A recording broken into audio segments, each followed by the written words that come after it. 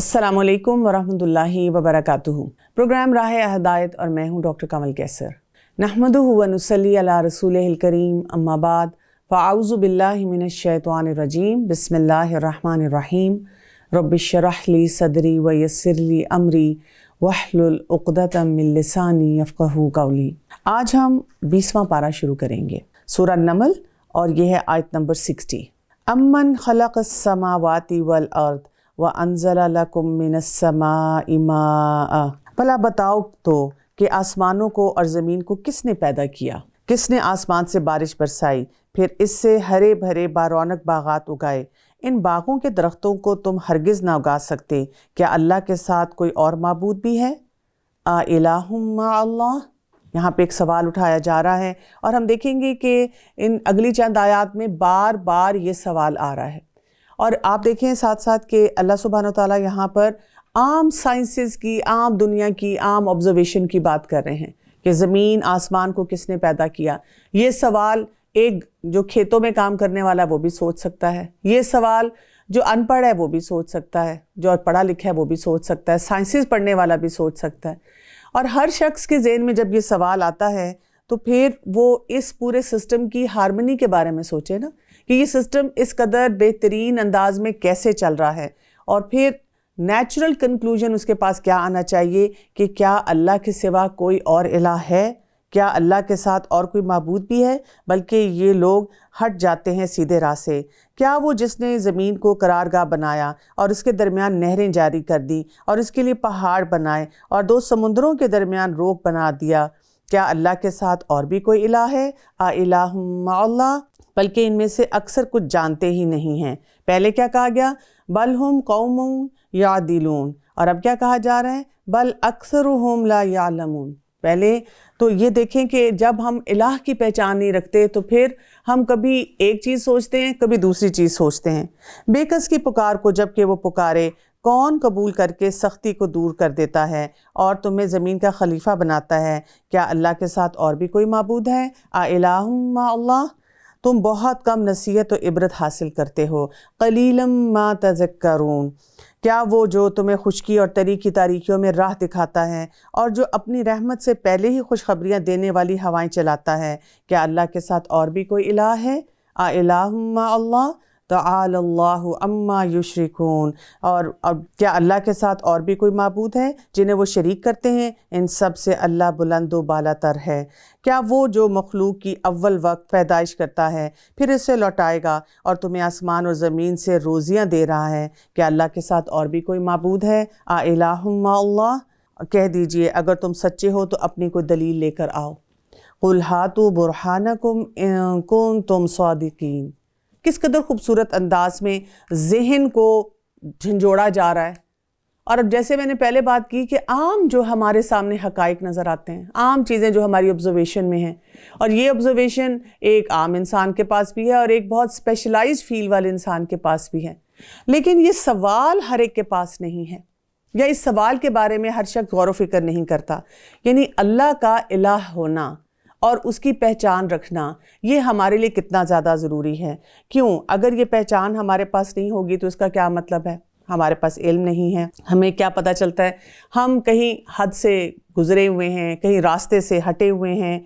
हमें क्या पता चलना चाहिए कि हम इसका ज़िक्र नहीं कर रहे, इसके ऊपर बात नहीं कर रहे, सब कुछ कर रहे हैं लेकिन इसकी तरफ बढ़ नहीं रहे, अल्लाह ताला की बड़ाई को नहीं पहचान रहे, कहीं ना कहीं शिर्क की तरफ जा रहे हैं और कोई बुरहान नहीं है हमारे पास, कोई वाज़ेह दलील नहीं है। दलील के बग़ैर हम सब ये मामलात लेकर चल रहे हैं, जैसे मेरा ख़्याल है, या सिर्फ हमने जो साइंटिफिक रिसर्च पढ़ ली उसी के ऊपर हमने सारी बातों को जो है ठहरा दिया। तो यहाँ पर इलाह का जानना, अल्लाह का जानना बहुत ज़्यादा ज़रूरी है।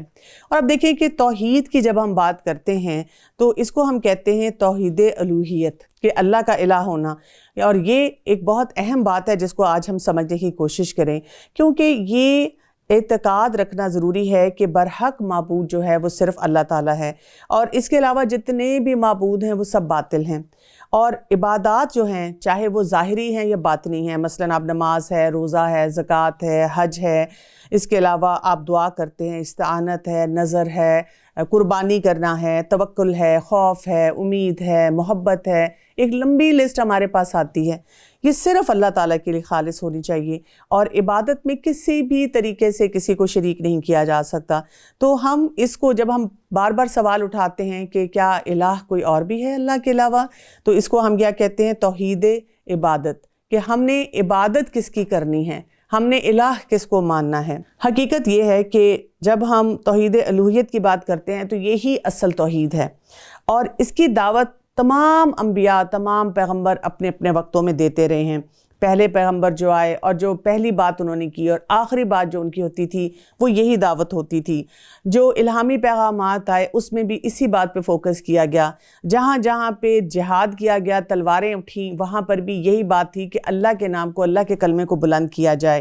یہی چیز ایک مومن میں اور ایک کافر میں جو ہے وہ فرق واضح کر دیتی ہے، اور اسی چیز کو سمجھنے سے انسان کو یہ پتہ چل جاتا ہے میرا پیدا کرنے والا کون ہے، مجھے رزق دینے والا کون ہے، میرا مالک کون ہے، میرے لیے کون تدبیریں کر رہا ہے، کون مجھے پیدا کرتا ہے، کون مجھے یہاں سے لے کر جاتا ہے، اور تمام جو صفات ہیں کامل ہیں، احساس ہو جاتا ہے کہ یہ اللہ تعالیٰ کے لیے ہیں۔ اور یہ بھی ہمیں سمجھ آ جاتا ہے کہ جب ہم اللہ تعالیٰ کو الہ ماننا شروع کر دیں کہ اب ہم نے جو بھی عبادت کرنی ہے وہ اللہ کی ہی کرنی ہے۔ اور مشرکین مکہ کا مسئلہ ہی یہ تھا، وہ شرک کیوں کر رہے تھے کہ وہ اللہ تعالیٰ کو الہ ماننے کے لیے کسی صورت میں بھی تیار نہیں تھے۔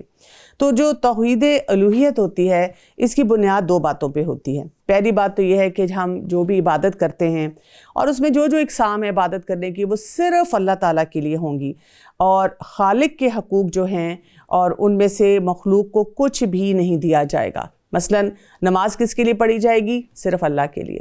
سجدہ کس کے لیے ہوگا؟ صرف اللہ کے لیے۔ نظر کس کے لیے مانی جائے گی؟ صرف اللہ کے لیے۔ اور توکل اور بھروسہ بھی صرف اور صرف اللہ تعالیٰ پر کیا جائے گا۔ دوسری شرط اس کی یہ ہوتی ہے کہ جب ہم عبادت اللہ تعالیٰ کی کریں گے تو ہم اس کی بنیاد کس پہ رکھیں گے؟ قرآن کے بعد احادیث پہ۔ ہم نے یہ دیکھنا ہے کہ جیسے ہم کلمہ پڑھتے ہیں لا الہ الا اللہ محمد رسول اللہ، کہ ہم نے کوئی الہ نہیں مگر اللہ، اور پھر رسول اللہ صلی اللہ علیہ وسلم اس کے بندے اور رسول ہیں۔ یعنی اب ہمارا طریقہ کیا ہوگا اس عبادت کا؟ وہ ہم رسول اللہ صلی اللہ علیہ وآلہ وسلم کی زندگی سے سیکھنا شروع کریں گے۔ جیسے کہ رسول اللہ صلی اللہ علیہ وسلم نے فرمایا جس نے کوئی ایسا عمل کیا جس پر ہمارا امر نہیں تو وہ مردود ہے۔ تو توحید الوہیت جو ہے اگر ہم ان دو بنیادوں پہ کرتے ہیں تو ہماری جتنی عبادات ہیں وہ پھر قبول ہونا شروع ہو جاتی ہیں۔ پھر یہاں سے ہمیں عبادت کا مفہوم بھی سمجھ آنا شروع ہو جاتا ہے، کیونکہ عبادت جو ہے اگر ہم اس کا لغوی معنی دیکھیں تو اس میں آتا ہے انتہا درجے کی عاجزی، انکساری، اور انسان بالکل ایک غلامی کی کیفیت میں چلا جائے۔ اسی لیے ہم کہتے ہیں عبادت جو ہے وہ عبد سے نکلی ہے، کہ انسان کہے کہ میں تو اللہ کا غلام ہوں، میں تو اللہ کی بس اس میں آ گیا، اللہ تعالیٰ کی غلامی میں آ گیا، اور اب میرے رب کا جو حکم ہوگا اس کو میں نے کرنا ہے۔ اور عبادت جو ہے یہ ایک جامع لفظ ہوتا ہے جس میں ہماری ظاہری، باطنی اور جتنی عبادات ہیں وہ آتی ہیں، جس میں ہمارے قول آتا ہے، جو ہم بول رہے ہیں، ہمارا عمل آتا ہے، جو ہم جتنے ایکشنز کر رہے ہیں۔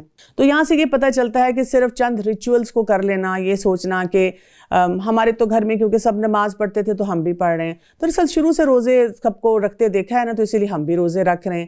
بہت اچھی بات ہے کہ اگر ہمیں اللہ تعالیٰ نے وہ ماحول دیا ہے، وہ حالات دیے ہیں کہ ہم یہ تمام عبادات کر رہے ہیں، لیکن اصل مقصد جو ہے وہ کیا ہے کہ ہم اللہ تعالیٰ کو الہ مانیں۔ ہمیں وہ ماحول مل گیا، لیکن اب ہم اس پہ غور و فکر ضرور کریں کہ میں نے اپنی تمام زندگی میں سب کام جو کرنے ہیں وہ اللہ کے حکم کے مطابق کرنے ہیں۔ یہی میری زندگی کا مقصد ہے کہ یہاں پہ رہتے ہوئے میری ایجوکیشن ہے، میرے کریئر ہے، میرا گھر بار ہے، میرے باقی معاملات ہیں، ان سب میں میں اللہ کا عبد نظر آؤں، اور اسی طرح سے میں اپنے تمام معاملات کو لے کے چلوں۔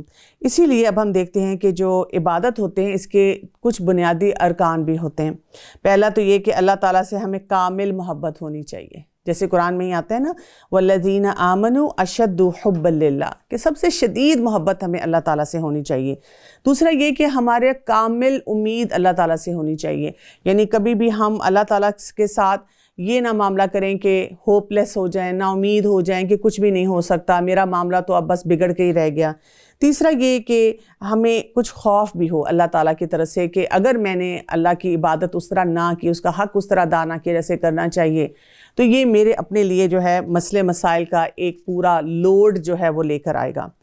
اور اسی لیے جب ہم عبادت کی بات کریں گے تو اس کی بہت سی اقسام بھی آ جاتی ہیں۔ مثلاً آپ زبان سے کیسے عبادت کرتے ہیں، آپ دعا اور فریاد کیسے کرتے ہیں، ذکر و اذکار کیسے کرتے ہیں۔ ہم دیکھ بھی سکتے ہیں نا، اگر آپ خود چیک کرنا چاہتے ہیں کہ میں اپنے آپ کو اللہ کا بندہ بنا کے رکھ رہی ہوں کہ نہیں، تو اپنی دعائیں جو ہیں اس کو لکھ لیں کہ آج میں نے پورے دن میں کون کون سی دعائیں مانگی اور ان کو کس طرح سے مانگا، اس وقت میرے دل کی کیفیت کیا تھی، میرے زبان پہ کیا جملے آ رہے تھے۔ تو آپ کو خود سے اپنے سامنے ایک ٹرانسپیرنٹ شیٹ نظر آ جائے گی کہ آپ کا اللہ سے تعلق کیسا ہے۔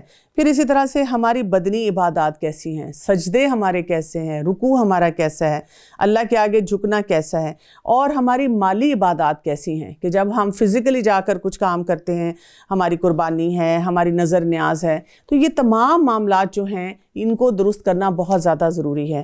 نہیں تو آپ دیکھیں کہ ایسی ہی وجہ سے بہت سے لوگ جو ہیں وہ اللہ کی معرفت نہیں حاصل کر سکتے، یعنی وہ سب کچھ کر رہے ہوتے ہیں۔ آپ دیکھیں کہ کئی دفعہ بچوں کو بھی جب ہم سکھاتے ہیں لیکن ان کو یہ نہیں بتاتے کہ اللہ تعالیٰ جو ہے وہ الہ ہے۔ الہ کون ہے؟ یہ وہی ہستی ہے، واحد ہستی ہے جو کہ عبادت کے لائق ہے۔ یعنی اللہ تعالیٰ کے مقابلے پہ ہم کسی تھاٹ پروسیس کو، کسی آئیڈیالوجی کو، کسی نقطہ نظر کو، کسی کو نہیں لاتے۔ ہم کسی سے اس طرح امپریس نہیں ہوتے جس طرح ہم اللہ سبحانہ وتعالیٰ سے امپریس ہوتے ہیں۔ اور اس میں آپ دیکھیں کہ پورے سسٹم کو، یعنی یہ یہاں پر جس طرح آ رہا ہے آ الہ ما اللہ، ایک قسم کا سرچنگ کوسچن دے دیا گیا ہمیں کہ یہ ہمارے دماغ کو ہر وقت جگا کے رکھے، تر و تازہ رکھے۔ ہر وقت ہم کچھ نہ کچھ سوچتے رہیں کہ ہاں یہاں سے میں نے اپنے رب سے کیا سیکھا، یہ معاملات سے کیا سیکھا، بارش سے کیا سیکھا، پہاڑوں کو دیکھ کر کیا سیکھا، میں نے کوئی سائنس سبجیکٹ پڑھا تو اس سے کیا سیکھا، میں نے پیدائش کے مراحل سے کیا سیکھا، اور سب سے کنکلوژن میرے پاس کیا آنا چاہیے کہ وہ خالق، میں مخلوق، وہی عبادت کے لائق، وہی الہ ہے۔ تو اس کے بارے میں بار بار پڑھنا اور جاننا ضروری ہے۔ کہہ دیجئے کہ آسمان والوں میں سے اور زمین والوں میں سے سوائے اللہ کے کوئی غیب نہیں جانتا، انہیں تو یہ بھی نہیں معلوم کہ کب اٹھا کھڑے کیے جائیں گے۔ یہ ہے آیت نمبر 65 سورہ نمل۔ اس کے بارے میں آتا ہے کہ عائشہ رضی اللہ عنہ کہتی ہیں کہ جو شخص یہ گمان رکھتا ہے کہ آپ صلی اللہ علیہ وسلم غیب کا علم جانتے ہیں تو اس نے اللہ تعالیٰ پر برا بہتان باندھا۔ اور پھر اس کے بعد انہوں نے یہی آیت جو تھی اس کو تلاوت فرمایا، قُلْ لَا يَعْلَمُ مَنْ فِي السَّمَاوَاتِ وَالْأَرْضِ الْغَيْبَ إِلَّا اللَّهُ وَمَا يَشْعُرُونَ أَيَّانَ يُبْعَثُونَ۔ تو یہاں سے ہمیں یہ پتہ چلتا ہے کہ غیب جو ہے وہ بھی کس کے پاس ہے؟ صرف اللہ تعالیٰ کے پاس اس کا علم ہے۔ اور غیب جو ہے، جیسے اکثر لوگوں کو غیب جاننے کا ویسے ہی بہت زیادہ شوق ہوتا ہے اور وہ ہر چیز میں کھوج لگاتے رہتے ہیں۔ آپ دیکھیں کہ لوگ جیسے دینی معاملات میں بھی ہر وقت کوشش کرتے رہتے ہیں کہ کوئی ایسا مل جائے شخص جو ان کو غیب کے بارے میں کچھ نہ کچھ بتانا شروع کر دے۔ اور اسی طرح سے جو لوگ دین کی سمجھ نہیں رکھتے تو پھر آپ دیکھیں کہ یہ پامسٹری کی طرف جاتے ہیں، کوئی میرا ہاتھ دیکھ کے مجھے بتا دے میرے فیوچر کیا ہے، یا سٹار سائنس کو دیکھنا شروع کر دیتے ہیں، یا ٹیرو کارڈز ہوتے ہیں اس کی طرف جانا شروع کر دیتے ہیں۔ کچھ لوگ ایسی پریڈکشنز کی طرف بھی جاتے ہیں، جیسے بڑی مشہور پریڈکشنز ہیں نوسٹراڈیمس کی، ان کو پڑھتے رہتے ہیں، اس کے بارے میں ڈاکیومنٹریز ان کو دیکھتے رہتے ہیں اور بڑا اس سے وہ ماول کرتے ہیں کہ دنیا میں یہ ہونے والا ہے، یا فلاں بات جو اس نے کہی تھی وہ ہو کر اس ٹائم میں رہی۔ کچھ ایسی فلمیں بھی بنانا شروع کر دیتے ہیں کہ فلاں ایئر میں کیا کیا پاسبلٹیز ہیں کہ کیا ہونے والا ہے، دنیا کیسے ختم ہونے والی ہے۔ اصل بات یہ ہوتی ہے کہ ان سب معاملات میں ہمیں کیا کرنا چاہیے، اپنا رویہ کیا رکھنا چاہیے کہ ہم اپنے رب پہ ہی کامل بھروسہ کریں اور ہم جو اپنے کرنے والے کام ہیں نا اس کی طرف دیکھیں۔ ابو ہریرہ رضی اللہ عنہ سے روایت ہے کہ ایک دن نبی کریم صلی اللہ علیہ وسلم لوگوں میں تشریف فرما تھے کہ آپ کے پاس ایک شخص آیا اور کچھ سوال پوچھنے لگا۔ پھر اس نے پوچھا کہ قیامت کب آئے گی؟ تو آپ صلی اللہ علیہ وسلم نے فرمایا کہ اس کے جواب دینے والا پوچھنے والے سے زیادہ نہیں جانتا، یعنی کہ انہوں نے صاف بتا دیا کہ اس چیز کا علم تو میرے پاس بھی موجود نہیں ہے، بلکہ آخرت کے بارے میں ان کا علم ختم ہو چکا ہے، بلکہ یہ اس کی طرف سے شک میں ہیں، بلکہ یہ اس سے اندھے ہیں۔ کافروں نے کہا کہ کیا جب ہم مٹی ہو جائیں گے اور ہمارے باپ دادا بھی، کیا ہم پھر نکالے جائیں گے؟ ہم اور ہمارے باپ داداؤں کو تو بہت پہلے سے یہ وعدے دیے جا رہے تھے، کچھ نہیں، یہ تو صرف اگلوں کے افسانے ہیں۔ کیا انہوں نے کہا؟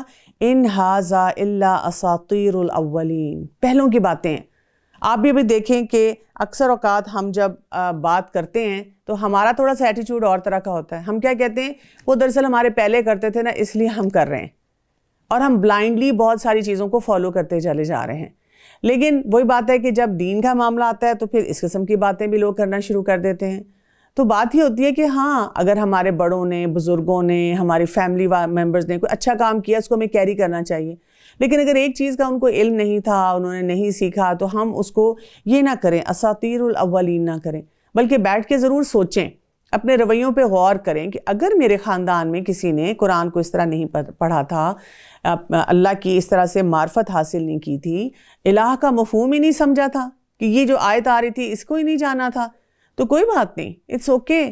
میں تو یہاں سے ایک فل سٹاپ لگا کے آگے بڑھ سکتا ہوں اور صحیح کام کر سکتا ہوں. کئی دفعہ ہمارا دل گواہی دے رہا ہوتا ہے, ہمارے اندر سے ایک آواز آ رہی ہوتی ہے کہ کوئی بات نہیں, اگر کسی نے نہیں بھی کیا تم تو اب کر لو. لیکن ہم وہی سوسائٹی کے پریشر اور وہ خاندان, برادری, لوگ کیا کہیں گے, دوبارہ سے ان غلط پریکٹسز کی طرف چلے جاتے ہیں. کہہ دیجئے کہ زمین میں چل پھر کر ذرا دیکھو تو صحیح کہ گناہ گاروں کا کیسا انجام ہوا. آپ ان کے بارے میں غم نہ کریں اور ان کے داؤ گھات سے دل تنگ نہ ہو. کہتے ہیں کہ یہ وعدہ کب ہے, اگر سچے ہو تو بتلا دو. جواب دیجئے کہ شاید بعض وہ چیزیں جن کی تم جلدی مچا رہے ہو تم سے بہت ہی قریب ہو گئی ہیں. یقیناً آپ کا پروردگار تمام لوگوں پر بڑے ہی فضل والا ہے, لیکن اکثر لوگ ناشکری کرتے ہیں. بے شک آپ کا رب ان چیزوں کو بھی جانتا ہے جنہیں ان کے سینے چھپا رہے ہیں اور جنہیں ظاہر کر رہے ہیں. آسمانوں اور زمین کی کوئی پوشیدہ چیز بھی ایسی نہیں جو روشن اور کھلی کتاب میں نہ ہو. تو اللہ سبحانہ و تعالیٰ بتا رہے ہیں کہ یہ تمام جو علم ہے غیب کا, وہ کس کے پاس ہے؟ وہ اللہ کے پاس ہے. اللہ تعالیٰ سے کوئی چیز پوشیدہ نہیں. اللہ تعالیٰ کے سامنے ہم کیسے ہیں؟ جیسے ہمارے گھر میں اگر ایک چھوٹا بچہ ہوتا ہے اور ہمارے ساتھ چھپن چھپائی ہائیڈ اینڈ سیک کھیلنے کی کوشش کرتا ہے, ہمارے سامنے ہی کسی چیئر کے پیچھے چلا جاتا ہے, ہمیں نظر آ رہا ہے, پردے کے پیچھے چلا جاتا ہے اور ہمارے سامنے ہی جاتا ہے اور وہاں چھپا ہوا ہوتا ہے, اور ہم آوازیں لگاتے ہیں کہاں ہو ڈھونڈتے ہیں, اور وہ بچہ ایسے ایکٹ کرتا ہے کہ میرے سے زیادہ عقلمند کوئی نہیں, کہ میں نے کتنا اچھا کارنر ڈھونڈا ہے چھپنے کے لیے. بہت ہی وہ کامیابی کا اپنا وہ احساس لیتا ہے, جبکہ ہمیں پتہ ہوتا ہے کہ وہ کہاں پر ہے. ہم اللہ تعالیٰ سے اس سے بھی زیادہ جو ہے واضح ہیں, چاہے دن ہے, چاہے رات ہے, چاہے ہمارے پاس ورڈز ہیں, چاہے ہم کچھ بھی کر رہے ہیں. اللہ تعالیٰ سے کوئی چیز ہماری چھپی نہیں. کیوں؟ کیونکہ اللہ تعالیٰ کو ہمارا پاسٹ بھی پتہ ہے, ایک ایک بات ڈاکیومنٹڈ ہے. ہم اپنا پاسٹ بھول جاتے ہیں. کئی دفعہ آپ دیکھیں کوئی شخص ہمارے سامنے آ کر بات کرتا ہے کہ آپ نے مجھے فلان ٹائم پہ یہ کہا تھا, کوئی اچھی ایڈوائس کی, اور آپ کو کہتا ہے شکریہ, جزاک اللہ, آپ نے بڑا اچھا مشورہ دیا تھا, اور آپ کو یاد ہی نہیں آتا کہ اچھا میں نے مشورہ دیا تھا. ہم تو اپنے پاسٹ کو بھی یاد نہیں رکھتے, اپنی کامیابیوں کو بھی کئی دفعہ بھول جاتے ہیں جو ہم نے سیلیبریٹ کی ہوتی ہیں, اور پھر پریزنٹ میں اپنے جو ہے حال میں بھی ہمیں نہیں سمجھ آ رہی ہوتی کئی دفعہ کہ ہم کیا کر رہے ہیں, کیونکہ دماغ کہیں اور ہوتا ہے, دل کہیں اور ہوتا ہے, بول کچھ اور رہے ہیں, ایکشن کچھ اور کر رہے ہیں. مائنڈ فلنس تو ہے ہی نہیں ہمارے اندر.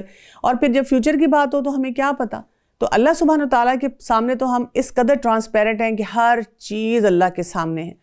کسی بھی موقع کی فیوچر کا بھی اللہ تعالیٰ کو ایگزیکٹلی پتہ ہے کہ ہم نے, یعنی اگر آپ ڈیٹ, دن, ٹائم, ملی سیکنڈ بھی رکھیں تو اس میں بھی ہمارے رب کو پتہ ہے کہ ہم نے نہ صرف کیا کرنا ہے, دل میں ہمارے کیا نیت ہوگی, کیا ہم سوچ رہے ہوں گے, کس طرح ہم معاملہ کر رہے ہوں گے. تو اللہ تعالیٰ کا تو بڑائی اور جاننا اس حد تک ہے. یقیناً یہ قرآن بنی اسرائیل کے سامنے ان اکثر چیزوں کا بیان کر رہا ہے جن میں یہ اختلاف کرتے ہیں, اور یہ قرآن ایمان والوں کے لیے یقیناً ہدایت اور رحمت ہے. اب آپ دیکھیں کہ یہاں پہ قرآن مجید کے بارے میں کیا آ رہا ہے, وَإِنَّهُ لَهُدًى وَرَحْمَةٌ لِّلْمُؤْمِنِينَ. قرآن مجید کی جب ہم بات کرتے ہیں تو اس میں ہدایت بھی ہے اور اس میں رحمت بھی ہے. اس ہدایت اور رحمت کو سمجھنا بھی بہت زیادہ ضروری ہے, اور اس کے سلسلے میں ہم دیکھتے ہیں کہ نبی کریم صلی اللہ علیہ وآلہ وسلم نے کیا فرمایا. ابو ہریرہ رضی اللہ عنہ ایک مرتبہ مدینہ کے بازار سے گزرے تو ٹھہر گئے اور لوگوں کو مخاطب کر کے فرمایا, اے بازار والو, تمہیں کس چیز نے روک رکھا ہے؟ لوگوں نے عرض کیا, کیا بات ہے اے ابو ہریرہ؟ ابو ہریرہ رضی اللہ عنہ بولے, وہاں نبی کریم صلی اللہ علیہ وسلم کی میراث تقسیم ہو رہی ہے اور تم یہاں بیٹھے ہوئے ہو, وہاں کیوں نہیں جاتے اور اپنا حصہ وصول کیوں نہیں کرتے؟ لوگوں نے پوچھا, میراث کہاں تقسیم ہو رہی ہے؟ ابو ہریرہ رضی اللہ عنہ نے فرمایا, مسجد میں. لوگ جلدی سے دوڑ کر مسجد کی طرف گئے اور ابو ہریرہ رضی اللہ عنہ وہیں کھڑے رہے حتیٰ کہ لوگ مسجد سے پلٹ کر واپس آ گئے. تو ابو ہریرہ نے ان سے پوچھا, کیا ہوا, تم واپس کیوں آ گئے ہو؟ لوگوں نے جواب دیا, ہم مسجد میں گئے اور وہاں کوئی چیز تقسیم ہوتی نہیں دیکھی, لہٰذا ہم واپس آ گئے. تو ابو ہریرہ رضی اللہ عنہ نے لوگوں سے پوچھا, مسجد میں تم نے کسی کو نہیں دیکھا؟ لوگوں نے عرض کیا کیوں نہیں، ہم نے بعض لوگوں کو نماز پڑھتے دیکھا، کچھ لوگ قرآن مجید کی تلاوت کر رہے تھے اور بعض لوگ حلال و حرام کے مسئلے بیان کر رہے تھے۔ تو ابو ہریرہ رضی اللہ عنہ نے کہا افسوس تمہاری حالت پر، یہی تو نبی کریم صلی اللہ علیہ وسلم کی میراث ہے۔ یعنی جب ہم کہتے ہیں کہ قرآن ہمارے لیے ہدایت ہے، قرآن ہمارے لیے جو ہے رحمت ہے مومنوں کے لیے، تو پھر اس کے ساتھ اپنے تعلق کو مضبوط کرنے کی بھی بہت زیادہ ضرورت ہے۔ عائشہ رضی اللہ عنہ کہتی ہیں کہ رسول اللہ صلی اللہ علیہ وسلم نے فرمایا قرآن مجید کی تلاوت میں مہارت رکھنے والا شخص لکھنے والے عزت دار فرشتوں کے ساتھ ہے، اور وہ شخص جو تلاوت کرنے میں اٹکتا ہے اور تلاوت کرنے میں دقت محسوس کرتا ہے اس کے لیے دوہرا اجر ہے۔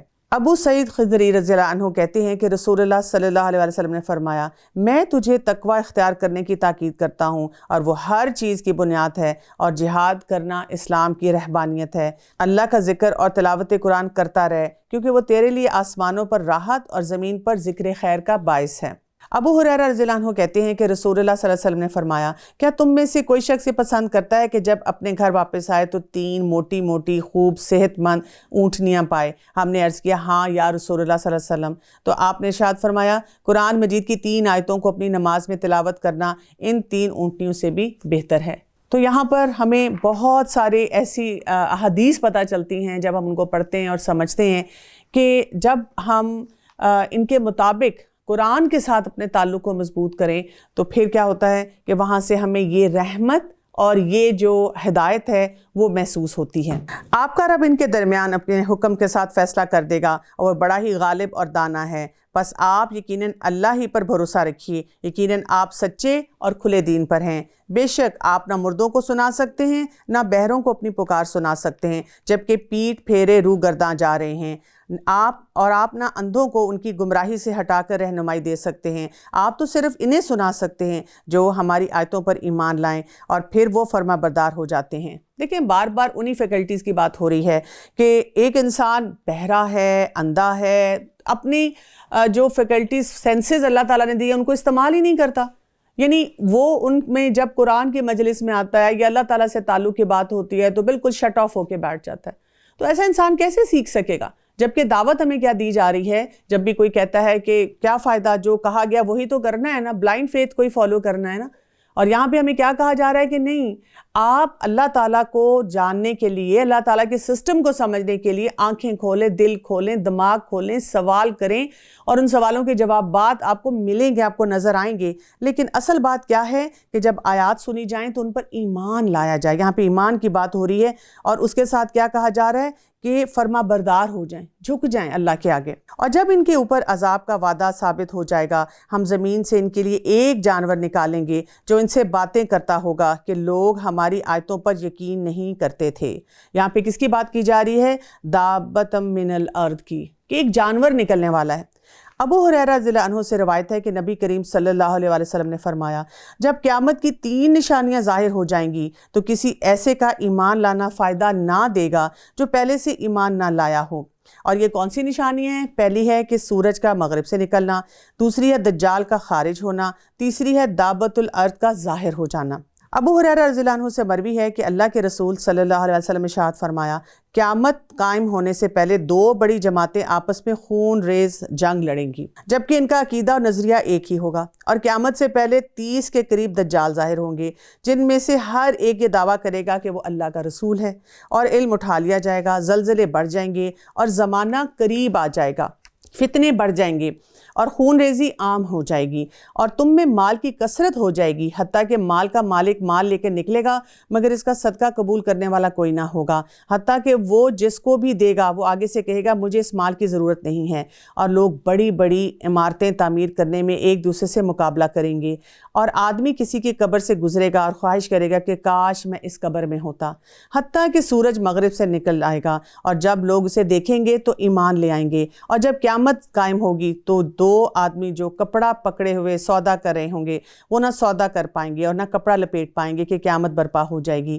اور جب قیامت قائم ہوگی تو ایک آدمی جو اپنے جانور کا دودھ دھو کر اپنے اہل خانہ کے پاس لے کر جا رہا ہوگا اسے یہ مہلت ہی نہ ہوگی کہ وہ اسے پی سکے، اور جب قیامت قائم ہوگی تو ایک آدمی جو حوض کی لپائی کر رہا ہوگا اسے یہ مہلت ہی نہ ہوگی کہ اس حوض سے اپنے جانور کو کچھ پانی پلا دے، اور جب ایک آدمی لقمہ اپنے منہ کی طرف اٹھا رہا ہوگا کہ اسی دوران قیامت قائم قائم ہو جائے گی اور اس کو لقمہ اپنے منہ میں ڈالنے کی مہلت نہ ملے گی۔ یہ سب ہم جب پڑھتے ہیں تو ہمیں اس سے کیا سمجھ آتی ہے؟ قیامت کا منظر جو ہے، اس میں آپ دیکھیں کہ کچھ لوگ سارا دن یہ بھی باتیں کرتے ہیں کہ اچھا وہ کون سی 2 اقوام ہیں یا کون سے 2 گروہ ہیں جن میں جنگیں ہوں گی اور یہ کون سا وقت آ چکا ہوتا ہے، لیکن بات یہ ہے کہ اصل میسج اس میں سمجھنے کی ضرورت ہے، اور اصل بات ہمیں یہی بتائی جا رہی ہے کہ بہت سے فتنے بڑھنا شروع ہو جائیں گے، خون ریزی بہت زیادہ ہونی شروع ہو جائے گی، اور ساتھ یہ وہ وقت ہے کہ اس میں ہم پریشان اس طرح سے نہ ہوں، بلکہ ایک تو فتنوں سے پروٹیکشن کے لیے دعائیں اپنی ساری پڑھیں، حفاظت کی دعائیں پڑھیں، دوسرا یہ کہ اپنے اعمال اور اپنے ایمان پہ توجہ دینے کی کوشش کریں، کیونکہ ایسے وقت میں اگر انسان انتظار کرے کہ او ابھی تو یہ ہونا ہے اور او ابھی تو یہ ہونا ہے، اس وقت دیکھا جائے گا تو ہمارے لیے تو وقت ختم ہو جانا ہے، جیسی ہماری ایکسپائری ڈیٹ کا وقت آ گیا اور ہم اس دنیا سے جا رہے ہیں، ہمارے لیے تو قیامت کا منظر وہیں سے شروع ہو جانا ہے۔ اصل کام جو کرنے کا وہ کیا ہے کہ ہم اپنے آپ کو ہوشیار رکھتے ہوئے جو سیکھنے کے کام ہیں ان کی طرف توجہ دیں، اور جس دن ہم ہر امت میں سے ان لوگوں کے گروہ کو جو ہماری آیتوں کو جھٹلاتے تھے گھیر گھار کر لے آئیں گے، پھر وہ سب کے سب الگ کر دیے جائیں گے۔ جب سب کے سب آپ پہنچیں گے تو اللہ تعالیٰ فرمائے گا کہ تم نے میری آیتوں کو باوجود یہ کہ تمہیں ان کا پورا علم نہ تھا کیوں جھٹلایا؟ اور دیکھیں یہاں پہ سوال کیا جا رہا ہے کہ جب وہ آ جائیں گے ان کو کھڑا کیا جائے گا اور ان سے پوچھا جائے گا کہ آپ نے پورا کوئی تحقیق نہیں کی، کوئی پڑھا نہیں، کوئی کوشش نہیں کی، ویسے ہی جھٹلا دیا، اور یہ بھی بتلاؤ کہ تم کیا کچھ کرتے رہے بسبب اس کے انہوں نے ظلم کیا تھا۔ ان پر بات جم جائے گی اور وہ کچھ بھی نہ بول سکیں گے۔ ابو ہریرہ رضی اللہ عنہ روایت کرتے ہیں کہ رسول اللہ صلی اللہ علیہ وسلم نے فرمایا قیامت کے روز لوگوں کو 3 طرح سے اکٹھا کیا جائے گا، ایک تو وہ ہوں گے جو خوش اور پر امید ہوں گے، اور دوسرے وہ جو اپنے انجام بد سے ڈر رہے ہوں گے، اور تیسرے وہ جو 2 یا 3 یا 4 یا 10 کی ٹولیوں میں اونٹوں پر سوار ہو کے آئیں گے۔ ان کے علاوہ باقی لوگوں کا معاملہ یہ ہوگا کہ انہیں ایک آگ اکٹھا کرے گی، جہاں وہ دوپہر یا رات کریں گے وہاں ان کے ساتھ ہی وہ آگ بھی ٹھہرے گی، اور جہاں وہ صبح کریں گے وہاں ان کے ساتھ ہی آگ بھی ٹھہرے گی، صبح کرے گی، اور جہاں وہ شام کریں گے وہاں ان کے ساتھ ہی وہ آگ بھی شام کرے گی۔ یعنی جو فیصلہ ہونے والا ہے وہ ہو جائے گا، اور جو پر امید لوگ ہیں وہ بچ جائیں گے، لیکن جن کے ساتھ آگ ہوگی اب وہ ان کو کسی صورت میں نہیں چھوڑے گی۔ ابو ہریرہ رضی اللہ عنہ سے روایت ہے کہ رسول اللہ صلی اللہ علیہ وسلم نے فرمایا قیامت کے روز سب سے پہلے آدم علیہ السلام کو بلایا جائے گا اور انہیں ان کی ساری اولاد دیکھ رہی ہوگی، کہا جائے گا کہ یہ تمہارا باپ آدم ہے۔ آدم علیہ السلام کہیں گے یا اللہ میں حاضر ہوں۔ اللہ تعالیٰ ان سے کہیں گے کہ جہنم میں ڈالنے کے لیے اپنی اولاد کو نکالو۔ وہ کہیں گے یا اللہ کتنے لوگوں کو نکالوں؟ اللہ تعالیٰ کہیں گے کہ ہر 100 میں سے 99 لوگوں کو جہنم کے لیے نکال لو۔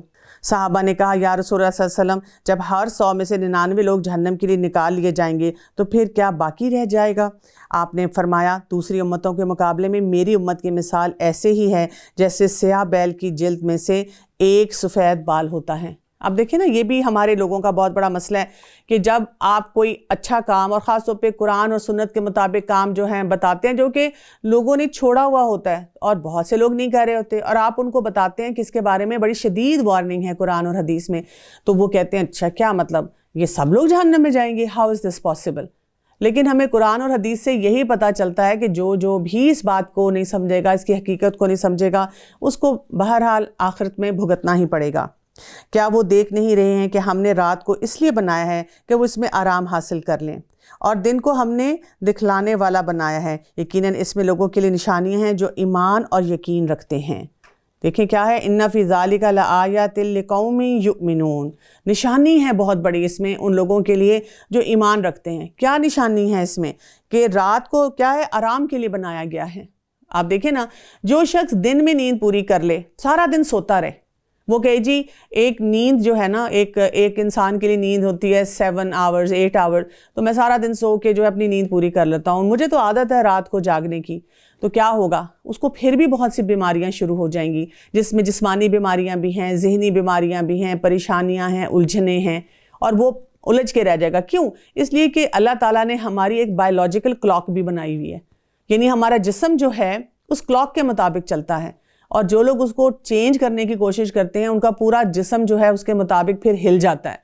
ہمارے جو ہارمونز ہیں رات کے ٹائم پہ کون سے ریلیز ہوتے ہیں، کس طرح ہوتے ہیں، ہمارے سیلز جو ہیں کیسے ریجیونائل ہوتے ہیں، کیسے دوبارہ سے ٹھیک ہوتے ہیں، کھڑے ہوتے ہیں، ریپیئر ہوتے ہیں، یہ سارا کام جو ہے وہ رات کے ساتھ ایسوسیٹڈ ہے۔ اور اسی طرح سے دن کس لیے بنایا ہے؟ تاکہ ہم اٹھیں، ایکٹیو ہوں اور اپنے بہت سے معاملات کو لے کر چلیں۔ دن میں ویسے بھی برکت ہوتی ہے، لیکن آپ دیکھیں کہ ہم نے کیونکہ پورے سسٹمز کو ہی بالکل تباہ کر کے رکھ دیا ہوا ہے کہ راتوں کو سب جاگ رہے ہیں اور بالکل ایک انٹرٹینمنٹ چل رہی ہے، ہوٹلنگ بھی لیٹ نائٹ چل رہی ہے، اور دن میں سب سوئے ہوئے ہیں، اٹھا ہی نہیں جا رہا۔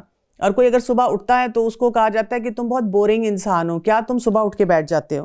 جس دن سور پھونکا جائے گا تو سب کے سب آسمان والے اور زمین والے گھبرا اٹھیں گے، مگر جسے اللہ تعالیٰ چاہے، اور سارے کے سارے عاجز و پست ہو کر اس کے سامنے حاضر ہو جائیں گے، اور آپ پہاڑوں کو دیکھ کر اپنی جگہ جمے ہوئے خیال کرتے ہوں گے، لیکن وہ بھی بادل کی طرح اڑتے پھریں گے۔ یہ ہے سنت اللہ کی جس نے ہر چیز کو مضبوط بنایا ہے، اور جو کچھ تم کرتے ہو وہ اس سے وہ باخبر ہے۔ اور یہاں پہ اب سور پھونکنے کی بات کی گئی ہے کہ جب سور پھونک دیا جائے گا تو اس وقت کیا ہوگا کہ ہر چیز بکھرنا شروع ہو جائے گی، اور وہ چیزیں جن کو ہم دیکھ کے دنیا میں سوچتے ہیں کہ یہ کیسے ختم ہو سکتی ہیں، ان کا معاملہ کیسے کوئی ڈیفرنٹ ہو سکتا ہے، سب چیزیں جو ہیں وہ کچھ کی کچھ ہو جائیں گی۔ اور یہاں پہ ہمیں اس لیے جو سور ہے اس کے بارے میں بھی جاننے کی ضرورت ہے تھوڑا سا، کہ ہمیں اس کے بارے میں کیا بتایا گیا ہے۔ سب سے پہلی بات تو یہ سمجھیں کہ قیامت کی جو ابتدا ہے وہ سور کے پھونکنے سے ہوگی، اور سور کی شکل کسی جانور کے سینگ کی طرح ہوتی ہے جس میں پھونک ماری جاتی ہے، جیسے ایک بغل ٹائپ ہوتا ہے اس طرح کا ہے۔ اور سور پھونکنے کے وقت صاحب سور کے دائیں طرف جبرائیل علیہ السلام اور بائیں طرف میکائیل علیہ السلام موجود ہوں گے۔ پھر یہ بھی ہمیں پتہ چلتا ہے حدیث سے کہ سور کی آواز اس قدر شدید ہوگی کہ جیسے جیسے لوگ سنتے جائیں گے ویسے ویسے وہ ہلاک ہوتے جائیں گے۔ پھر سور کی آواز سننے والوں کو رسول اللہ صلی اللہ علیہ وسلم نے حسبنا اللہ و نعم الوکیل کہنے کی نصیحت فرمائی ہے۔ لیکن یہ کون یاد رکھے گا نا جس نے اپنی زندگی اس موٹو، اس پرنسپل کے ساتھ گزاری ہوگی، جس نے ہر موقع پہ یہ کہا ہوگا کہ میرا اللہ مجھے کافی ہے اور وہی بہترین کارساز ہے۔ تو آپ دیکھیں نا، کیونکہ ایسے جتنے مشکل حالات ہوتے ہیں اس میں انسان کے منہ سے وہی بات نکلتی ہے جو اس کو کہنے کی عادت ہوتی ہے۔ پھر اسرافیل علیہ السلام اپنی پیدائش کے وقت سے لے کر اب تک سور اپنے منہ میں رکھے ہوئے اللہ تعالیٰ کے حکم کے انتظار میں ہیں، جیسے ہی حکم ہوگا وہ اس کو پھونک دیں گے۔ یعنی ایک چیز ہوتی ہے نا کہ انسان پتہ ہے اس کو کوئی کام کرنا ہے، کوئی ٹاسک کرنا ہے، مثلا مجھے پتہ ہے کہ جی 6 دن بعد ایک ٹاسک کرنا ہے، تو میں کہتی ہوں ٹھیک ہے ابھی تو بہت سارا ٹائم ہے نا، میں تقریباً یعنی کہ 5ویں دن جا کر کچھ تیاری کروں گی، اور 6ٹھے دن بھی 2 گھنٹے پہلے ذرا الرٹ ہو کے بیٹھ جاؤں گی کہ وہ کام کرنا ہے۔ لیکن ایک ٹاسک جو مجھے پتہ ہے ابھی کرنا ہے، فوراً ایٹ ہینڈ ہے، تو پھر میں کیسے کروں گی؟ میں اس کے لیے ہائی الرٹ کے اوپر بیٹھ کے وہ سارا معاملہ لے کر چلوں گی۔ تو سور پھونکنا کیا ہے؟ ویسے جیسے اگر ہم کوئی گیم دیکھتے ہیں نا کہ سارے جو رنرز ہیں وہ اپنی لائن پہ کھڑے ہوئے ہیں، اور وہ جو کوچ ہوتا ہے وہ کیا کرتا ہے، اس نے وسل منہ میں ڈالی ہوئی ہوتی ہے اور سب اس کی طرف دیکھ رہے ہوتے ہیں کہ ابھی وسل بلو ہوئی اور ہم نے بھاگنا ہے۔ تو یہ جو ہمیں کیفیت دی جاتی ہے وہ یہ ہے کہ جیسے رسول اللہ صلی اللہ علیہ وسلم فرماتے ہیں کہ صاحب سور جب سے پیدا ہوئے ہیں سور اپنے منہ میں رکھے ہوئے ہیں اور اس انتظار میں ہیں کہ کب سور پھونکنے کا حکم ملتا ہے اور وہ اس کو پھونک دیں، یعنی اٹس دیئر، بس ایسے ہے، تیاری ہے بالکل۔ تو ہمارا کیا حال ہے؟ ہم تو کہہ رہے نہیں ابھی تو پہلے یہ نشانی، پھر یہ ہونا ہے، پھر وہ ہونا ہے، پھر دیکھا جائے گا۔ یعنی جو قیامت کے سارے جو ہمیں پورے انڈیکیٹرز ملتے ہیں اس کے بارے میں بات کرتے ہیں تو ایسے کرتے ہیں، اور باقی لوگ تو ویسے ہی اپنی زندگی میں وہ کہتے ہیں ابھی تو میں جوان ہوں، کوئی کہتا ہے میرا دل تو ابھی بچہ ہی ہے، ابھی تو مجھے مزے لینے دو زندگی کے، کوئی کسی سلوگن کے ساتھ رہ رہا ہے، وہ تو سوچ ہی نہیں رہا۔ پھر یہ بھی ہمیں حدیث سے پتہ چلتا ہے کہ سور جو ہے وہ جمعے کے روز پھونکا جائے گا۔ اس میں آتا ہے کہ نبی کریم صلی اللہ علیہ وسلم نے فرمایا کہ جمعہ سارے دنوں کا سردار ہے اور اللہ تعالیٰ کے نزدیک عظمت والا ہے، اللہ تعالیٰ کے نزدیک عید الاضحیٰ اور عید الفطر کے دنوں سے بھی زیادہ افضل ہے، اور اس دن کی 5 خاص باتیں یہ ہیں۔ پہلی بات، اس روز اللہ تعالیٰ نے آدم علیہ السلام کو پیدا فرمایا۔ دوسری بات، اس روز اللہ تعالیٰ نے آدم علیہ السلام کو زمین پر اتارا۔ پھر تیسری بات، اس روز اللہ تعالیٰ نے آدم علیہ السلام کو وفات دی۔ چوتھی بات، اس روز ایک ایسی گھڑی ہے جس میں بندہ اگر اللہ تعالیٰ سے کوئی چیز مانگے تو اللہ تعالیٰ اسے عطا فرماتا ہے جب تک کہ بندہ حرام کام کا سوال نہ کرے۔ اور 5ویں بات، جمعے کے روز قیامت قائم ہوگی، لہٰذا تمام مقرب فرشتے، آسمان، زمین، ہوا، پہاڑ اور دریا جمعے کے دن ڈرتے رہتے ہیں۔ ہم کیا کرتے ہیں؟ ہم تو شاید جمعے کی نماز پڑھتے ہیں اور پھر اس کے بعد ہم اپنی کوئی پلاننگ کرتے ہیں کہ ہاف ڈے ہے کہ چلو let's have some fun, let's enjoy the life, کچھ مزے کا کام جو ہے وہ کرتے ہیں۔ جو لوگ نیک اعمال لائیں گے انہیں اس سے بہتر بدلہ ملے گا اور وہ اس دن گھبراہٹ سے بے خوف ہوں گے، اور جو برائی لے کر آئیں گے وہ اوندھے منہ آگ میں جھونک دیے جائیں گے، صرف وہی بدلہ دیے جاؤ گے جو تم کرتے رہے ہو۔ کبھی آپ نے چیک لسٹ بنائی ہے اپنی کہ آج میں نے کون سے نیک کام کیے اور کون سے غلط کام کیے؟ بڑا کریٹیکلی اس کو کہا جاتا ہے میٹا کوگنیشن، اس کو کہا جاتا ہے آبزرونگ ایگو، اس کو کہا جاتا ہے اپنے اعمال پہ نظر رکھنا۔ ہم تو سارا دن اتنے مصروف ہوتے ہیں دوسروں کو دیکھنے کے لیے کہ وہ کیا کر رہا ہے اور وہ کیا کر رہا ہے، جبکہ ہمیں یہی بتایا جاتا ہے اپنے اوپر نظر رکھیں۔ وہ جو آپ کے CCTV فوٹیج ہے نا، وہ اپنے اوپر بنائیں۔ اچھا میں جب کسی سے معاملہ کر رہی تھی تو کیسا کر رہی تھی، اچھا جب میں نے نیکی کی تو اس کی کوالٹی کتنی اچھی تھی۔ یعنی اس میں خوشیاں بھی شامل ہیں اور اس میں ایسی چیزیں بھی ہیں جن کے بارے میں محتاط رویے کی ضرورت ہے۔ مجھے تو بس یہی حکم دیا گیا ہے کہ میں اس شہر کے پروردگار کی عبادت کرتا رہوں جس نے اسے حرمت والا بنایا اور جس کی ملکیت ہر چیز ہے، اور مجھے بھی فرما دیا گیا ہے کہ میں فرما برداروں میں سے ہو جاؤں۔ وَأُمِرْتُ أَنْ أَكُونَ مِنَ الْمُسْلِمِينَ، کہ ہمیں کیا حکم دیا گیا ہے کہ ہم اللہ تعالیٰ کے آگے جھکنے والے ہو جائیں، اللہ کے فرما بردار جو ہیں وہ بن جائیں۔ رسول اللہ صلی اللہ علیہ وسلم نے حج کے خطبے میں پوچھا یہ کون سا دن ہے؟ صحابہ کہتے ہیں ہم نے فرمایا اللہ کو اور اس کے رسول کو ہی پورا علم ہے۔ آپ خاموش ہو گئے اور ہم سمجھے کہ شاید آپ اس دن کا کوئی اور ہی نام رکھیں گے۔ پھر آپ صلی اللہ علیہ وسلم نے فرمایا کیا یہ یوم النحر یعنی قربانی کا دن نہیں ہے؟ ہم نے کہا ہاں۔ پھر آپ صلی اللہ علیہ وسلم نے فرمایا یہ کون سا مہینہ ہے؟ ہم نے کہا اللہ اور اس کا رسول ہی بہتر جانتے ہیں۔ آپ نے پھر سکوت فرمایا یہاں تک کہ ہم نے خیال کیا کہ شاید آپ اس مہینے کا نام کوئی اور رکھ دیں گے۔ پھر آپ صلی اللہ علیہ وسلم نے فرمایا کیا یہ ذی الحجہ نہیں ہے؟ ہم نے کہا ہاں۔ پھر آپ نے فرمایا کون سا شہر ہے؟ ہم نے کہا اللہ اور اس کے رسول خوب جاننے والے ہیں۔ پھر آپ خاموش ہو گئے اور ہمارا پھر خیال آیا کہ شاید آپ کو اس کا کوئی اور ہی نام رکھنا ہے۔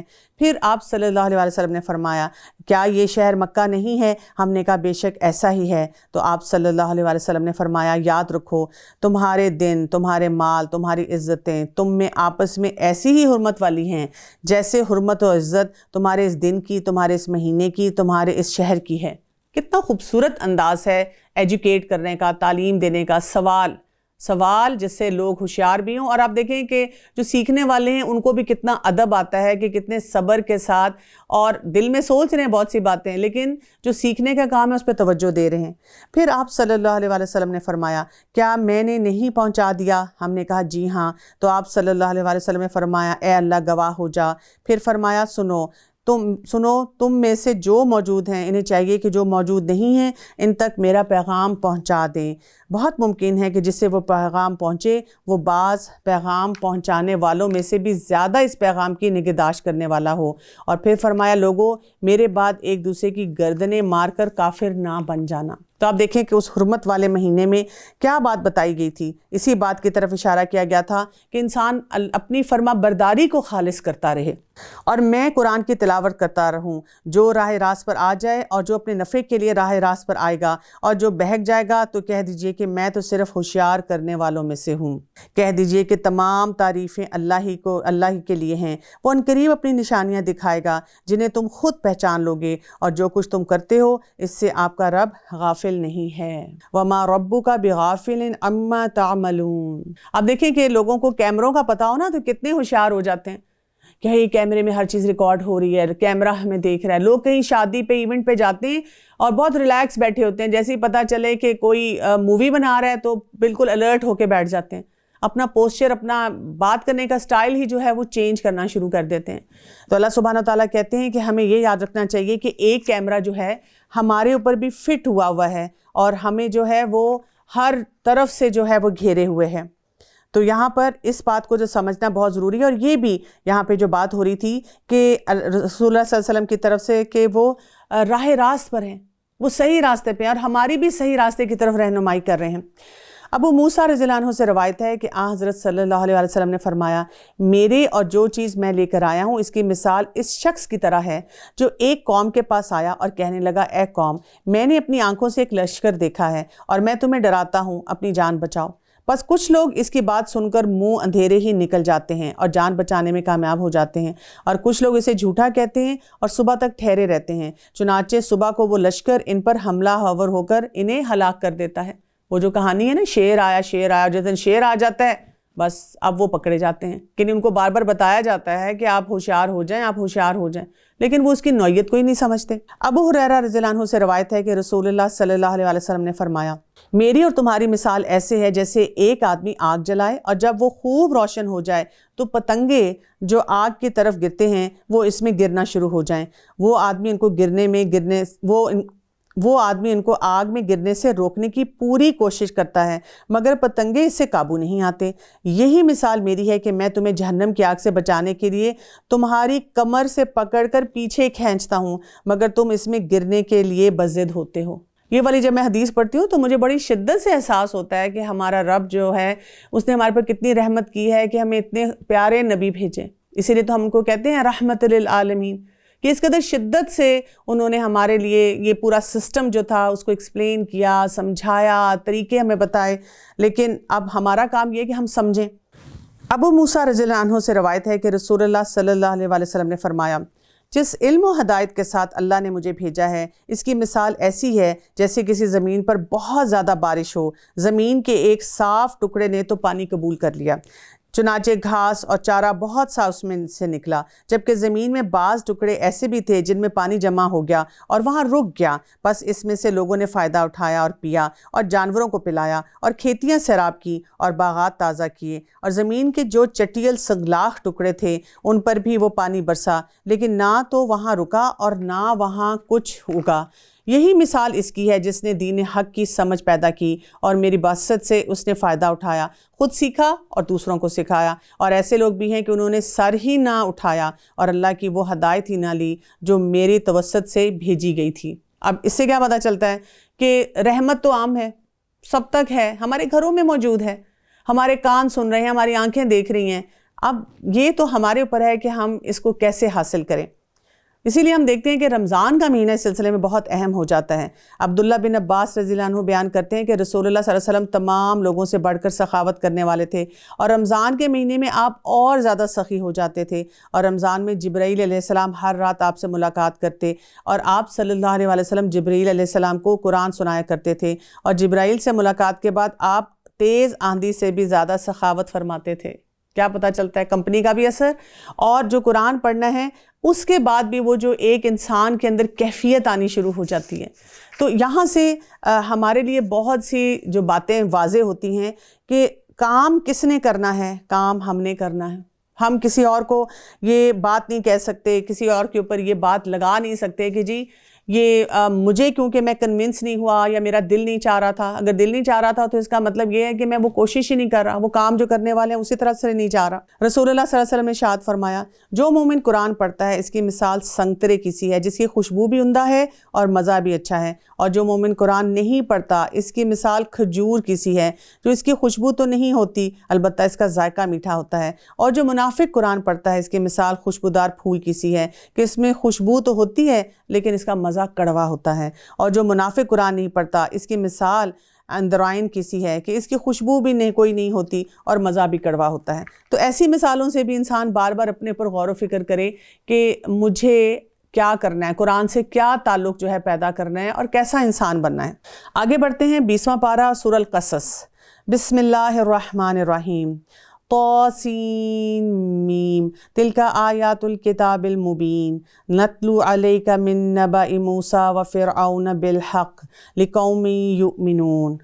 طاسین میم، یہ آیتیں ہیں روشن کتاب کی، ہم آپ کے سامنے موسیٰ اور فرعون کا صحیح واقعہ بیان کرتے ہیں ان لوگوں کے لیے جو ایمان رکھتے ہیں۔ اب آپ دیکھیں سورہ قصص جو ہے نا وہ بہت خوبصورت صورت ہے، اس لیے کہ اس میں ہم دیکھتے ہیں کہ موسیٰ علیہ السلام کی سٹوری جو ہے یا واقعہ جو ہے اس کو ایک قسم کی کنٹینیوٹی کے ساتھ دیا گیا، تسلسل کے ساتھ جو ہے بیان کیا گیا ہے۔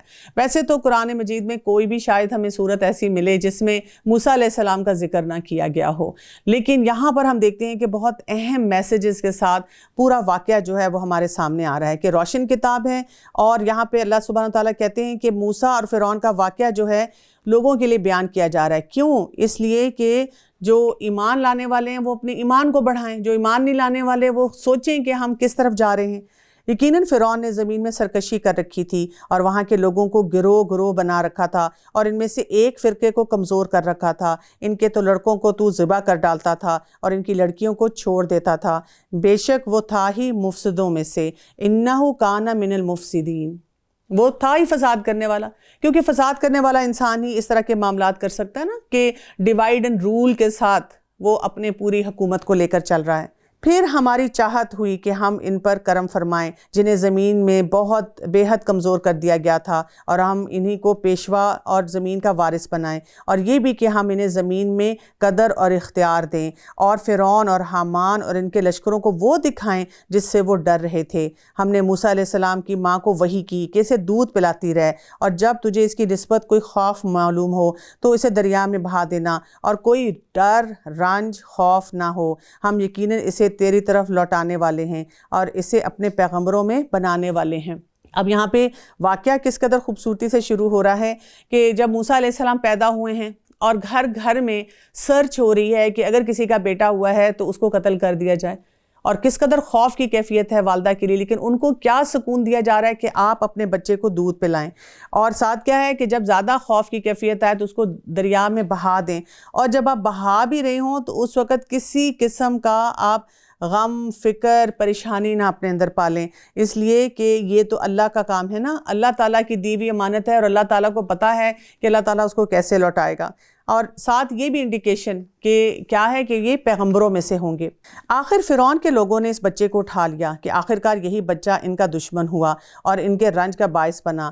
کچھ شک نہیں کہ فرعون اور حامان اور ان کے لشکر تھے ہی خطا کار۔ اب آپ دیکھیں کہ یہاں سے ہمیں کیا پتہ چلتا ہے کہ فرعون کے وہ جو لوگ تھے انہوں نے بچے کو ان کو نکالا، ظاہر ان کو دیکھتے ساتھ ہی سمجھ آ گئی تھی، وہ جس طرح سے وہ باسکٹ تھی، اس میں جو لباس تھا، وہ اندازہ ہو جاتا ہے کہ یہ بچہ جو ہے کسی ماں نے اپنے بچے کو بچانے کے لیے پانی میں جو ہے وہ چھوڑ دیا ہے۔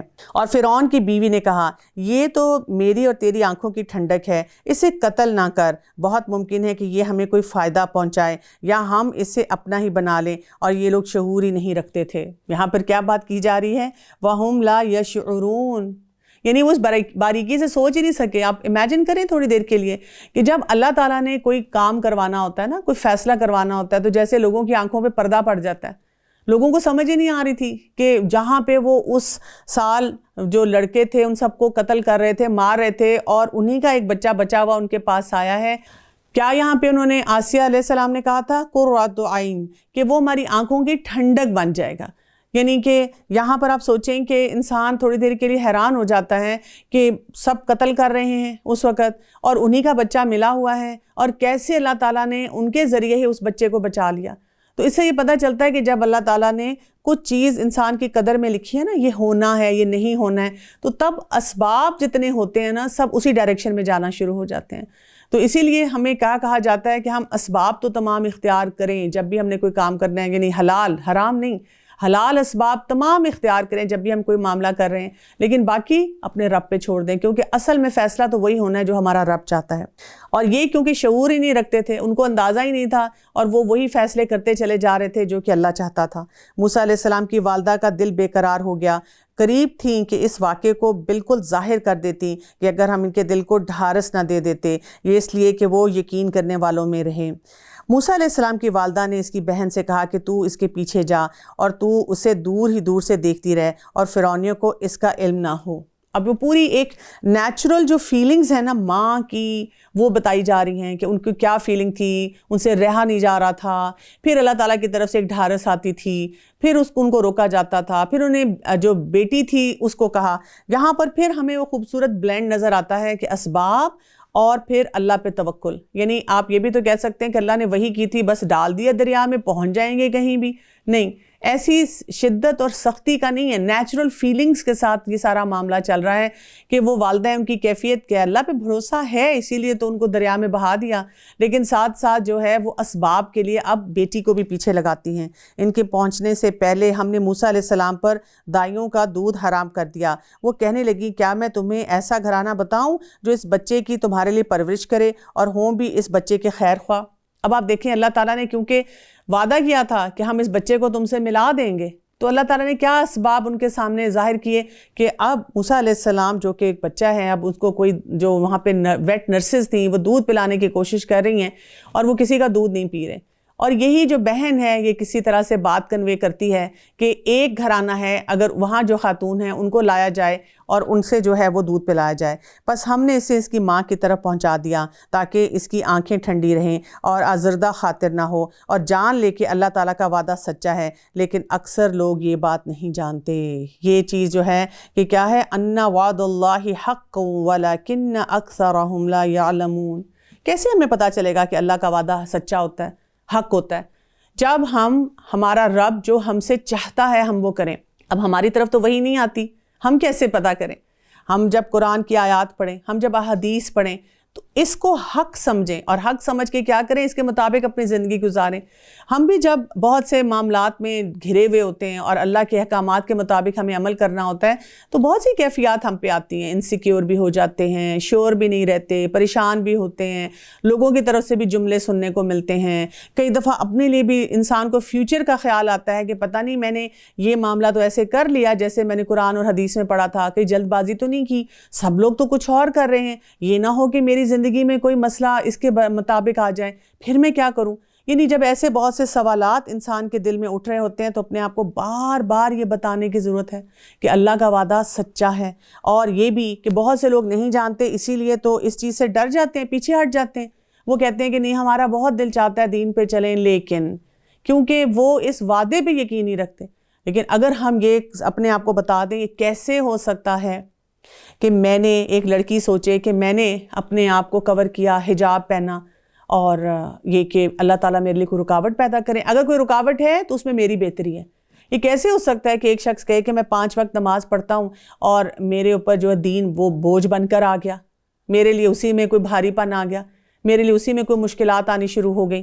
نہیں، ایسے نہیں ہو سکتا. ہاں، جو معاملات ہیں اس کی نزاکت کو سمجھنے کی ضرورت ہے. اور جب موسیٰ علیہ السلام اپنی جوانی کو پہنچ گئے اور پورے توانا ہو گئے، ہم نے انہیں حکمت اور علم عطا فرمایا.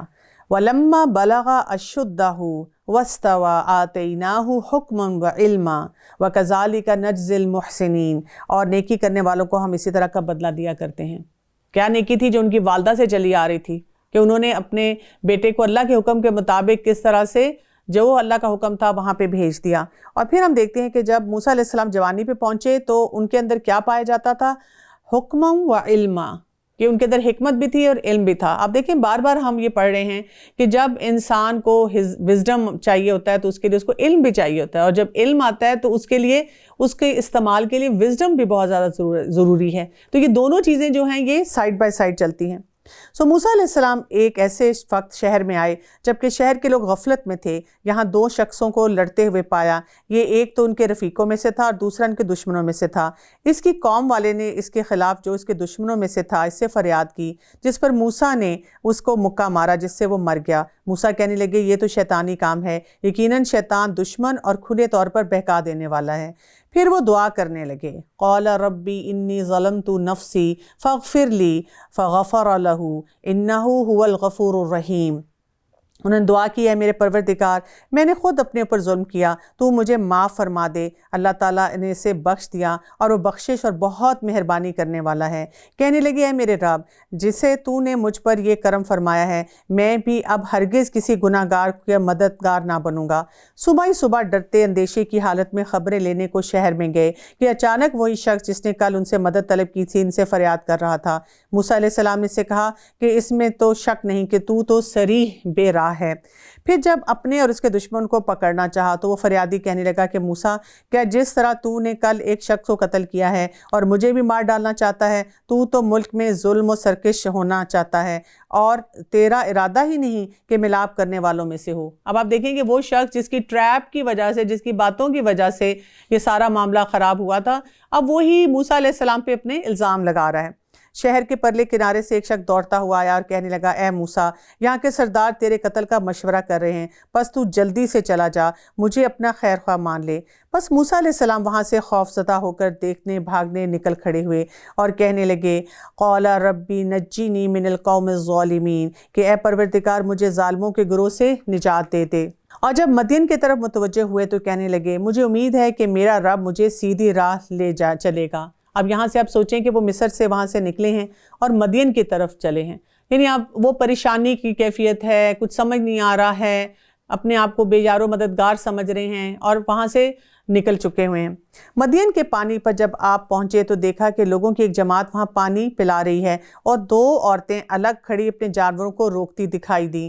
پوچھا کہ تمہارا کیا حال ہے؟ وہ بولیں کہ جب تک یہ چرواہے واپس نہ لوٹ جائیں ہم پانی نہیں پلاتی، اور ہمارے رب بہت بڑی عمر کے بوڑھے ہیں۔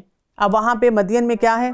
وہ بولیں کہ جب تک یہ چرواہے واپس نہ لوٹ جائیں ہم پانی نہیں پلاتی، اور ہمارے والد بہت بڑی عمر کے بوڑھے ہیں۔ تو موسیٰ علیہ السلام مدین پہنچے ہیں، پریشان ہیں، کنویں کے پاس بیٹھے ہیں، لیکن آپ دیکھیں اپنی پریشانی میں بھی ان کی آبزرویشن ہے کہ وہ وہاں پہ حالات کا جائزہ لے سک رہے ہیں۔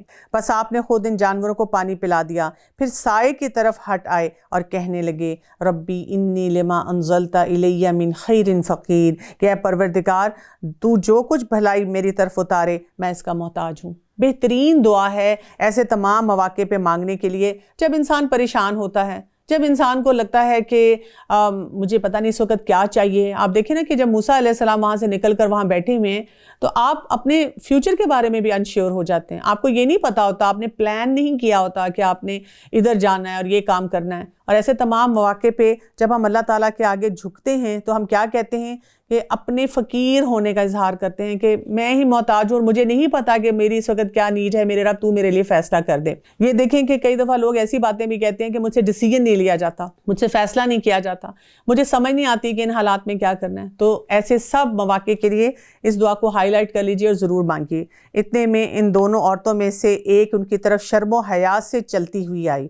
جو لفظ آ رہا ہے کیا آ رہا ہے؟ استحیا، حیا کے ساتھ چلتی ہوئی آئی، کہنے لگی کہ میرے باپ آپ کو بلا رہے ہیں تاکہ آپ نے ہمارے جانوروں کو جو پانی پلایا ہے اس کی اجرت دے دیں۔ جب موسیٰ علیہ السلام ان کے پاس پہنچے اور ان سے اپنا سارا حال بیان کیا تو وہ کہنے لگی اب نہ ڈر، تو نے ظالم قوم سے نجات پائی۔ ان دونوں میں سے ایک نے کہا کہ ابا جی آپ انہیں مزدوری پر رکھ لیں، کیونکہ جنہیں آپ اجرت پر رکھیں ان میں سے سب سے بہتر وہ ہے جو مضبوط اور امانت دار ہو۔ اس بزرگ نے کہا میں اپنے دونوں لڑکیوں میں سے ایک کو آپ کے نکاح میں دینا چاہتا ہوں، اور اس مہر پر کہ آپ 8 سال تک میرا کام کاج کریں۔ ہاں اگر آپ 10 سال پورے کر لیں تو یہ آپ کی طرف سے بطور احسان ہے، میں یہ ہرگز نہیں چاہتا کہ آپ کو کسی مشقت میں ڈالوں۔ اللہ کو منظور ہے تو آگے چل کر مجھے بھلا آدمی پائیں گے۔ موسیٰ علیہ السلام نے کہا خیر تو یہ بات میرے اور آپ کے درمیان پختہ ہوگی، میں ان دونوں مدتوں میں سے جسے پورا کروں مجھ پر کوئی زیادتی نہ ہوگی۔ ہم جو کچھ کہہ رہے ہیں اس پر ہم اللہ کو گواہ اور کارساز بناتے ہیں۔ اب آپ دیکھیں کہ وہاں پہ معاملہ کیا ہو گیا۔ موسیٰ علیہ السلام نے وہ دعا مانگی اور دعا مانگنے کے نتیجے میں اب ہم کیا دیکھتے ہیں کہ ان کی شادی بھی ہو گئی ہے، ان کو گھر بھی مل گیا ہے، ان کو مقصد بھی مل گیا ہے، یعنی تمام معاملات جو ہیں ان کی زندگی میں وہاں پر وہ بہتر ہوتے چلے جا رہے ہیں۔ اس سے ہمیں کیا پتہ چلتا ہے، جیسے میں نے پہلے بھی کہا کہ جب انسان بہت پریشان ہوتا ہے اس وقت انسان کو جب ایسی دعائیں مانگے تو بہت سارے راستے جو ہیں کھلنا شروع ہوتے ہیں۔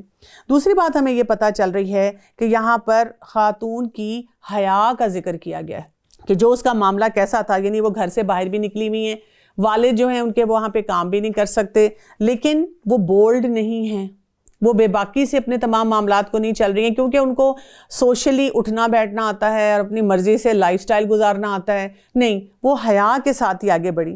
یہاں سے ہم تھوڑی سی بات اس پہ کریں کہ حیا جو ہے وہ ہمارے لیے کتنی ضروری ہے۔ حیا جو ہے وہ لفظ حیات سے ہے جس کا مطلب ہوتا ہے زندہ ہونا، یعنی جو شخص حیا دار ہوتا ہے وہ کیا ہے؟ وہ زندہ انسان ہے، وہ ہائی الرٹ پہ انسان ہے۔ جیسے آپ کا کوئی سیکیورٹی سسٹم ہے نا، ایک سسٹم ہے جو کہ پرانا ہو چکا ہے اور اگر کوئی گزر بھی جائے تو وہ بیپ ہی نہیں کرتا، وہ آپ کو بتاتا ہی نہیں ہے کہ یہاں پر کوئی مسئلہ ہوا ہے، اور ایک سسٹم جو ہے وہ بڑا سینسٹیو نیچر کا ہے، نیولی انسٹالڈ ہے، اور وہ جب سے انسٹالڈ ہے تو وہاں پر کیا ہو رہا ہے کہ جیسے ہی کوئی بھی چیز آتی جاتی ہے وہ بجنا شروع ہو جاتا ہے۔ تو حیا ہمارے اندر ایک ایسا سسٹم ہے اللہ تعالیٰ نے جو دیا ہے کہ جب ہمیں کوئی چیز محسوس ہوتی ہے کہ یہ درست نہیں ہے، یہ نہیں ہونی چاہیے، تو پھر وہاں پر وہ الارم بجنا شروع ہو جاتا ہے۔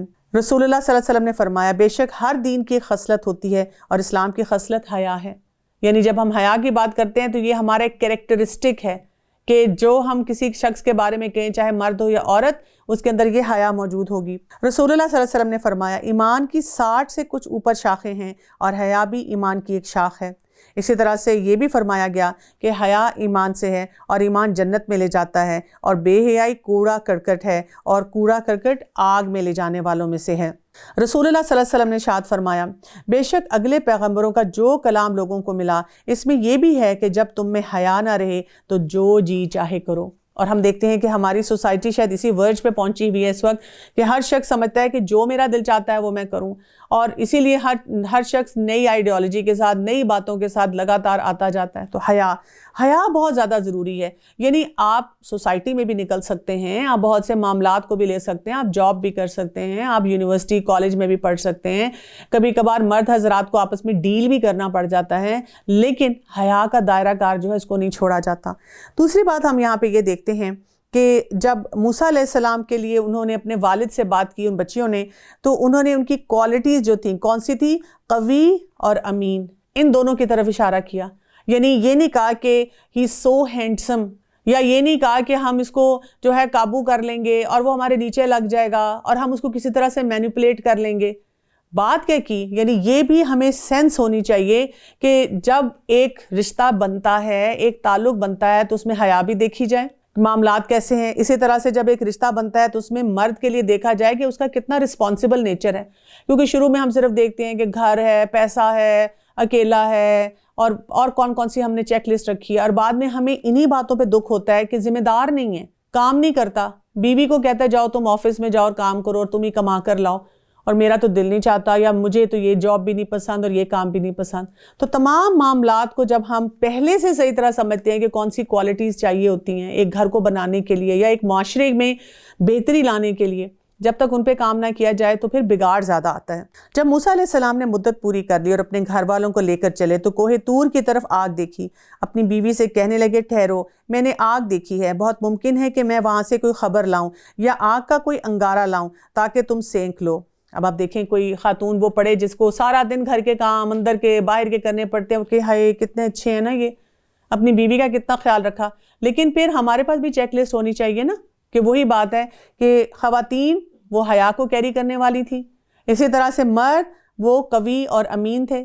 تو وہ جب کوالٹیز ہوں گی تو پھر جب معاملات ہوں گے اس میں بھی مرد کو پتا ہوگا کہ اس کی کیا رسپانسبلٹی ہے، اور خواتین بھی اپنی ذمہ داری کے مطابق چلیں گی۔ بس جب وہاں پہنچے تو اس بابرکت زمین کے میدان کے دائیں کنارے کے درخت میں سے آواز دیے گئے کہ اے موسیٰ، یا موسیٰ انی انا اللہ رب العالمین، یقیناً میں ہی اللہ ہوں سارے جہان والوں کا پروردگار۔ اور یہ بھی آواز آئی کہ اپنی لاٹھی ڈال دے۔ پھر جب اس نے دیکھا کہ وہ سانپ کی طرح پھن پھنا رہی ہے تو پیٹھ پھیر کر واپس ہو گئے اور مڑ کر رخ بھی نہ کیا۔ ہم نے کہا اے موسیٰ آگے آ، ڈر مت، یقیناً تو ہر طرح امن والا ہے۔ اپنے ہاتھ کو اپنے گریبان میں ڈال، وہ بغیر کسی قسم کے روگ کے چمکتا ہوا نکلے گا، بالکل سفید، اور خوف سے بچنے کے لیے اپنے بازو اپنی طرف ملا لے۔ بس یہ دونوں معجزے تیرے لیے تیرے رب کی طرف سے ہیں، فرعون اور اس کی جماعت کی طرف، یقیناً وہ سب کے سب بے حکم اور نافرمان لوگ ہیں۔ موسیٰ علیہ السلام نے کہا، پروردگار، میں نے ایک آدمی کو قتل کر دیا، اب مجھے اندیشہ ہے کہ وہ مجھے بھی قتل کر ڈالیں گے، اور میرے بھائی ہارون مجھ سے بہت زیادہ فصیح زبان والا ہے، تو اسے میرا مددگار بنا کر میرے ساتھ بھیج دے، وہ مجھے سچا مانے، مجھے تو خوف ہے کہ وہ سب مجھے جھٹلا دیں گے۔ اب آپ دیکھیں کہ جب اللہ تعالیٰ کی طرف سے کوئی ذمہ داری آتی ہے تو تھوڑی سی انسیکیورٹی بھی کئی دفعہ ہوتی ہے، جیسے موسیٰ علیہ السلام نے اپنی تمام انسیکیورٹیز کو سامنے رکھا کہ میرے یہ ویک ایریاز ہیں، یہ مجھ سے ہوا ہے، یہ میرا پاسٹ ہے، اور ساتھ مددگار بھی مانگا کس کو؟ اپنے بھائی کو، کہ وہ مجھ سے زیادہ ایلیکوینٹ ہیں بولنے میں، ان کی فصاحت ہے ان کے بات کرنے میں، وہ زیادہ اچھی طرح سے معاملات کو لے کے چل سکتے ہیں۔ لیکن اس کے ساتھ ساتھ یہ یاد رکھنا ہے کہ اللہ سبحانہ و تعالیٰ کو ہماری کمی کوتاہی بھی پتہ ہوتی ہے، ہماری شارٹ کمنگس بھی پتہ ہوتی ہیں، ہمارا پاس بھی پتہ ہوتا ہے، لیکن یہ اللہ کی چوائس ہے نا، اللہ تعالیٰ کس کو چنتا ہے۔ جیسے کئی دفعہ آپ کو موقع مل رہا ہوتا ہے قرآن کو پڑھنے کا، نماز پڑھنے کا، دین کو سمجھنا کا، دین کے مطابق اپنی زندگی گزارنے کا، لیکن ہم اپنے نا پاسٹ کو لے کر بیٹھے رہتے ہیں کہ ہائے میں نے تو پہلے یہ کیا تھا، نہیں میں تو بہت گناہ گار ہوں، میں تو نہیں یہ کام کر سکتا۔ وہاں پہ یہ سوچنا چاہیے جو موقع بھی مجھے اللہ تعالیٰ دیں اس کو میں استعمال کروں۔ اللہ تعالیٰ نے فرمایا کہ ہم تیرے بھائی کے ساتھ تیرا بازو مضبوط کر دیں گے اور تم دونوں کو غلبہ دے دیں گے اور فرعونی تم تک پہنچ ہی نہ سکیں گے بسبب ہماری نشانیوں کے، تم دونوں اور تمہاری تابعداری کرنے والے ہی غالب رہیں گے۔ بس جب ان کے پاس موسیٰ علیہ السلام ہمارے دیے ہوئے کھلے معجزے لے کر پہنچے تو وہ کہنے لگے یہ تو صرف گھڑا گھڑایا جادو ہے، ہم نے اپنے اگلے باپ داداؤں کے زمانے میں کبھی نہیں سنا تھا۔ موسیٰ علیہ السلام کہنے لگے کہ میرا رب تعالیٰ اسے خوب جانتا ہے جو اس کے پاس کی ہدایت لے کر آتا ہے اور جس کے لیے آخرت کا انجام اچھا ہوتا ہے، یقیناً بے انصافوں کا بھلا نہ ہوگا۔ اِنَّهُ لَا يُفْلِحُ الظَّالِمُونَ۔ فرعون کہنے لگا اے درباریوں، میں تو اپنے سوا کسی کو تمہارا معبود نہیں جانتا، اپنے آپ کو خدا کہتا تھا نا۔ سن اے حامان، تو میرے لیے مٹی کو آگ سے پکوا، پھر میرے لیے ایک محل تعمیر کر، اور تو میں موسیٰ کے معبود کو جھانک لوں، اسے میں جھوٹوں میں سے ہی گمان کر رہا ہوں۔ آج کے دور میں بھی لوگ کہتے ہیں کہ اچھا ہم تو مون پہ گئے، ہم تو فلاں فلائٹ پہ گئے، ہمیں تو کہیں بھی مسلمانوں کا خدا نہیں نظر آیا۔ نعوذ باللہ، اس قسم کے بہت ساری باتیں جو ہیں وہ لوگ کلیم کرتے ہیں، گیلیکسیز کے بارے میں پڑھتے ہوئے، سائنسز کے بارے میں پڑھتے ہوئے، اور اسی قسم کے ٹھٹھے جو تھے وہ فرعون نے کیے۔ اس نے اور اس کے لشکروں نے ناحق طریقے پر ملک میں تکبر کیا اور سمجھ لیا کہ وہ ہماری جانب لوٹائے ہی نہ جائیں گے۔ بالآخر ہم نے اس کے لشکروں کو پکڑ لیا اور دریا برد کر دیا۔ آپ دیکھ لیجئے کہ ان گناہگاروں کا انجام کیسا ہوا، اور ہم نے انہیں ایسا امام بنا دیا کہ لوگوں کو جہنم کی طرف بلائیں اور روز قیامت مطلق مدد نہ کیے جائیں۔ کیسا امام بنایا؟ یعنی آپ دیکھیں یہاں سے پتہ چلتا ہے کہ لیڈرشپ جس کو آپ فالو کرتے ہیں بڑا سوچ سمجھ کے فالو کرنا چاہیے۔ کئی دفعہ ہم کسی انسان سے وقتی طور پہ اتنے امپریس ہو جاتے ہیں، ہم یہ دیکھتے ہی نہیں کہ وہ اللہ کے حکم کے مطابق معاملات بھی کر رہا ہے کہ نہیں کر رہا، اور ہمیں کوئی کہہ بھی دیتا ہے کہ بس آپ میرے جھنڈے کے نیچے آ جائیں اور میں نے آپ کو فارغ کر دینا ہے، پار کرا دینا ہے۔ کوئی کرائٹیریا ہی نہیں ہم نے رکھا ہوا ہوتا۔ تو ہر معاملے میں ہمارے پاس کرائٹیریا کیا ہونا چاہیے کہ یہ اللہ کے حکم کے مطابق چل رہے ہیں کہ نہیں۔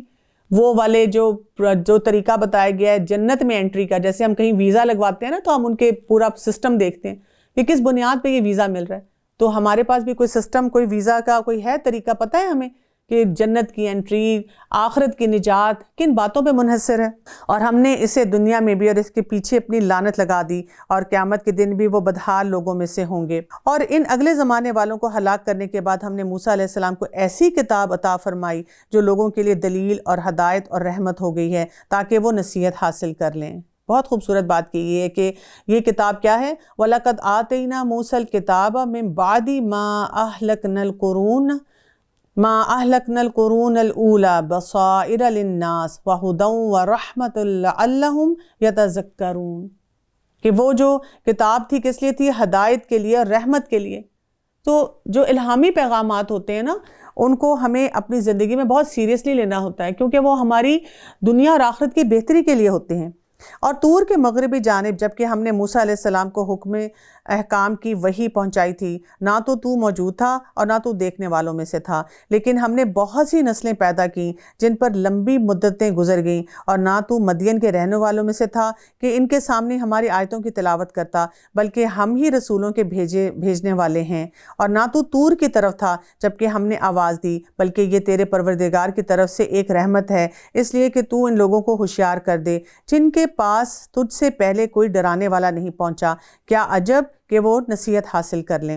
اور اگر یہ بات نہ ہوتی کہ انہیں ان کے اپنے ہاتھوں آگے بھیجے ہوئے اعمال کی وجہ سے کوئی مصیبت پہنچتی تو یہ کہہ اٹھتے کہ اے ہمارے رب، تو نے ہماری طرف کوئی رسول کیوں نہ بھیجا کہ ہم تیری آیتوں کی تابعداری کرتے اور ایمان والوں سے ہی ہو جاتے۔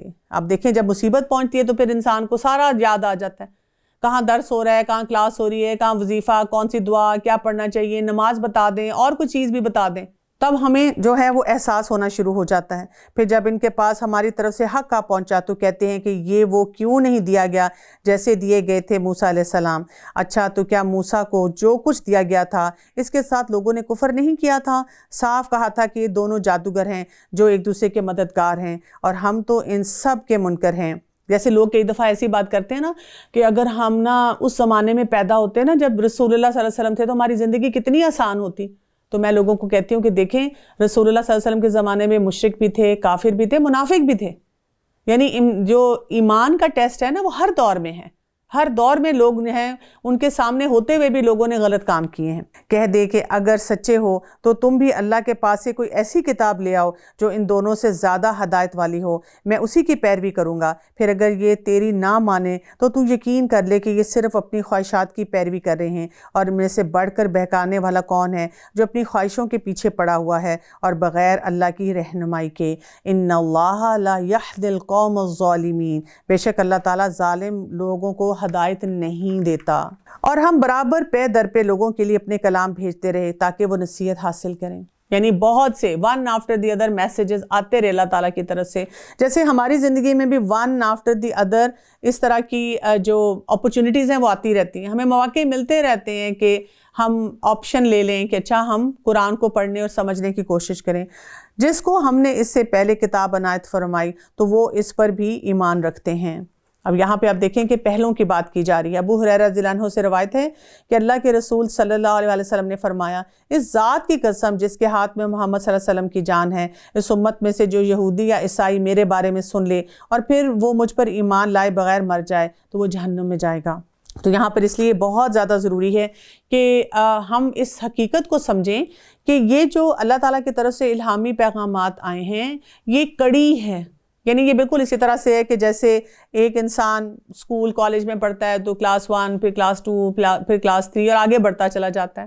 آپ یہ نہیں کر سکتے ایک پورے ایک لائن کو سکپ کر دیں، چھوڑ دیں اور ایک دم سے جمپ لگا کے کسی اور جگہ جانا چاہیں۔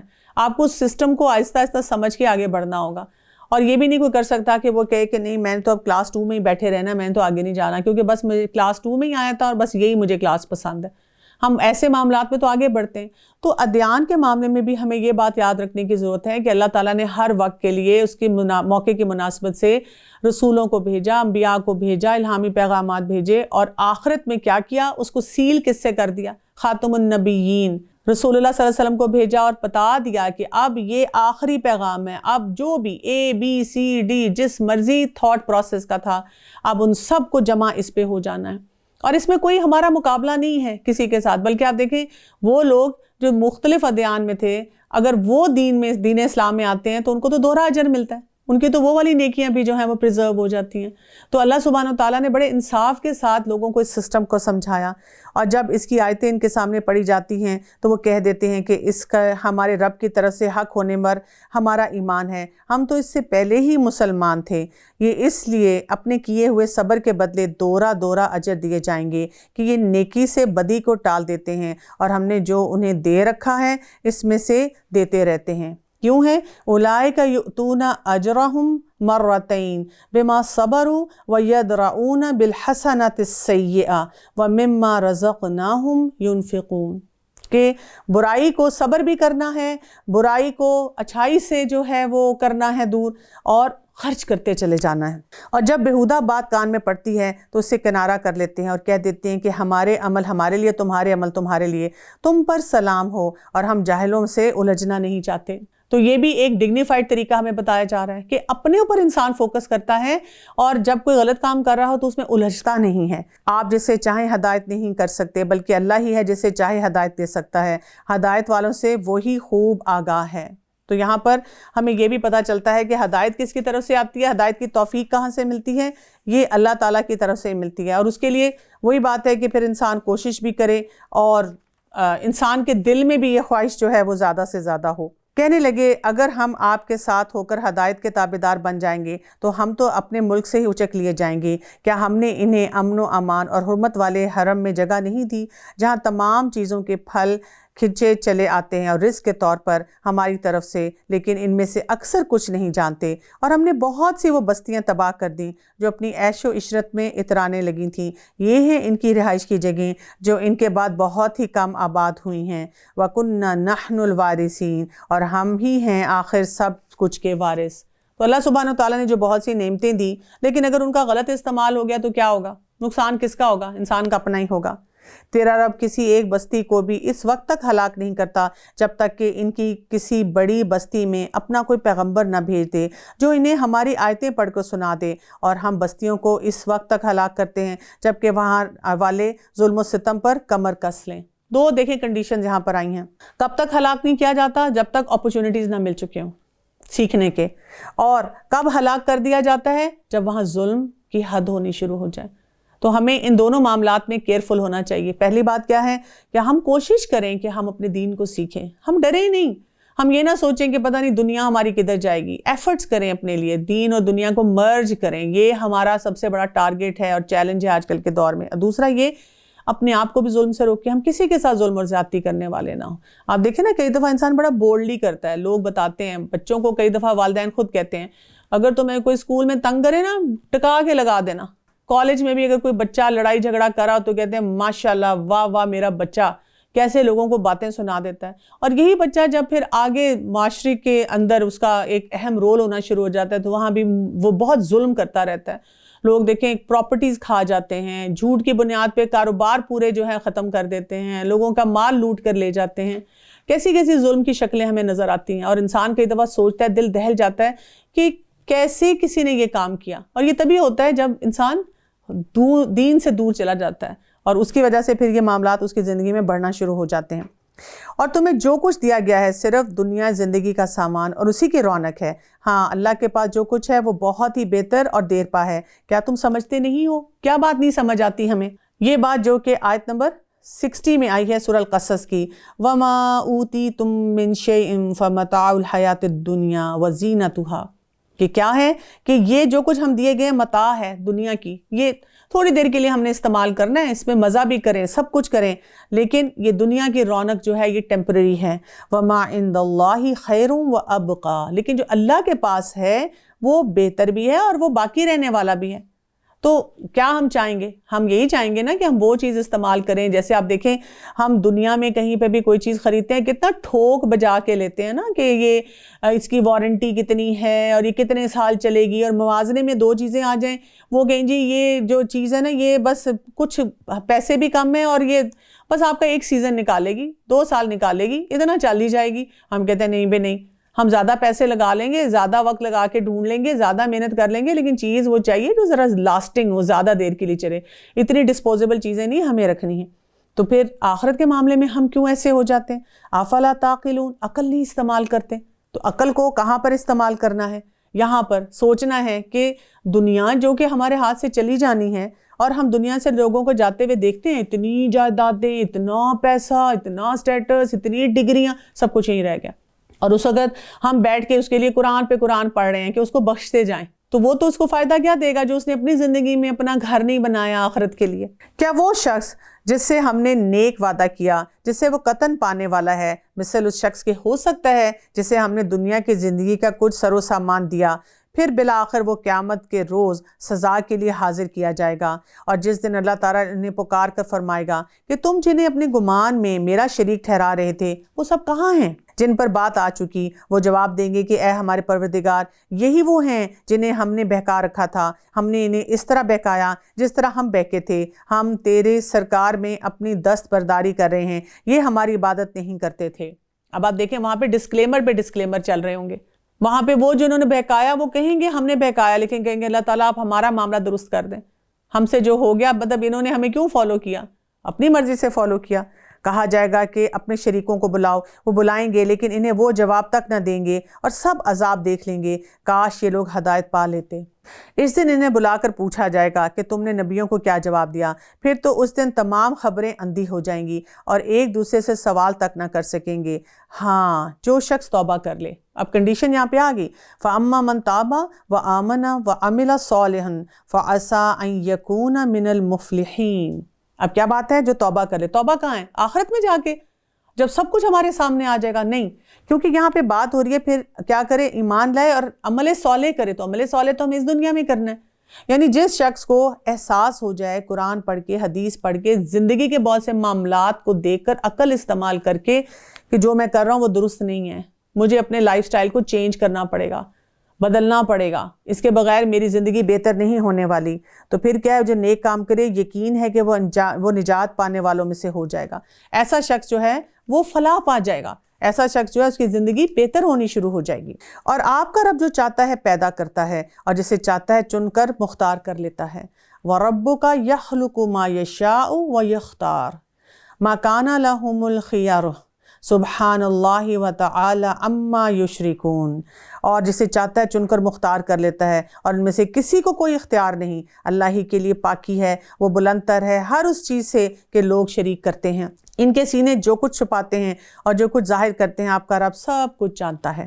وہی اللہ ہے، اس کے سوا کوئی لائق عبادت نہیں، دنیا اور آخرت میں اسی کی تعریف ہے اور اسی کے لیے فرما روائی ہے، اور اسی کی طرف تم سب پھیرے جاؤ گے، اسی کی طرف ہم نے واپس لوٹنا ہے۔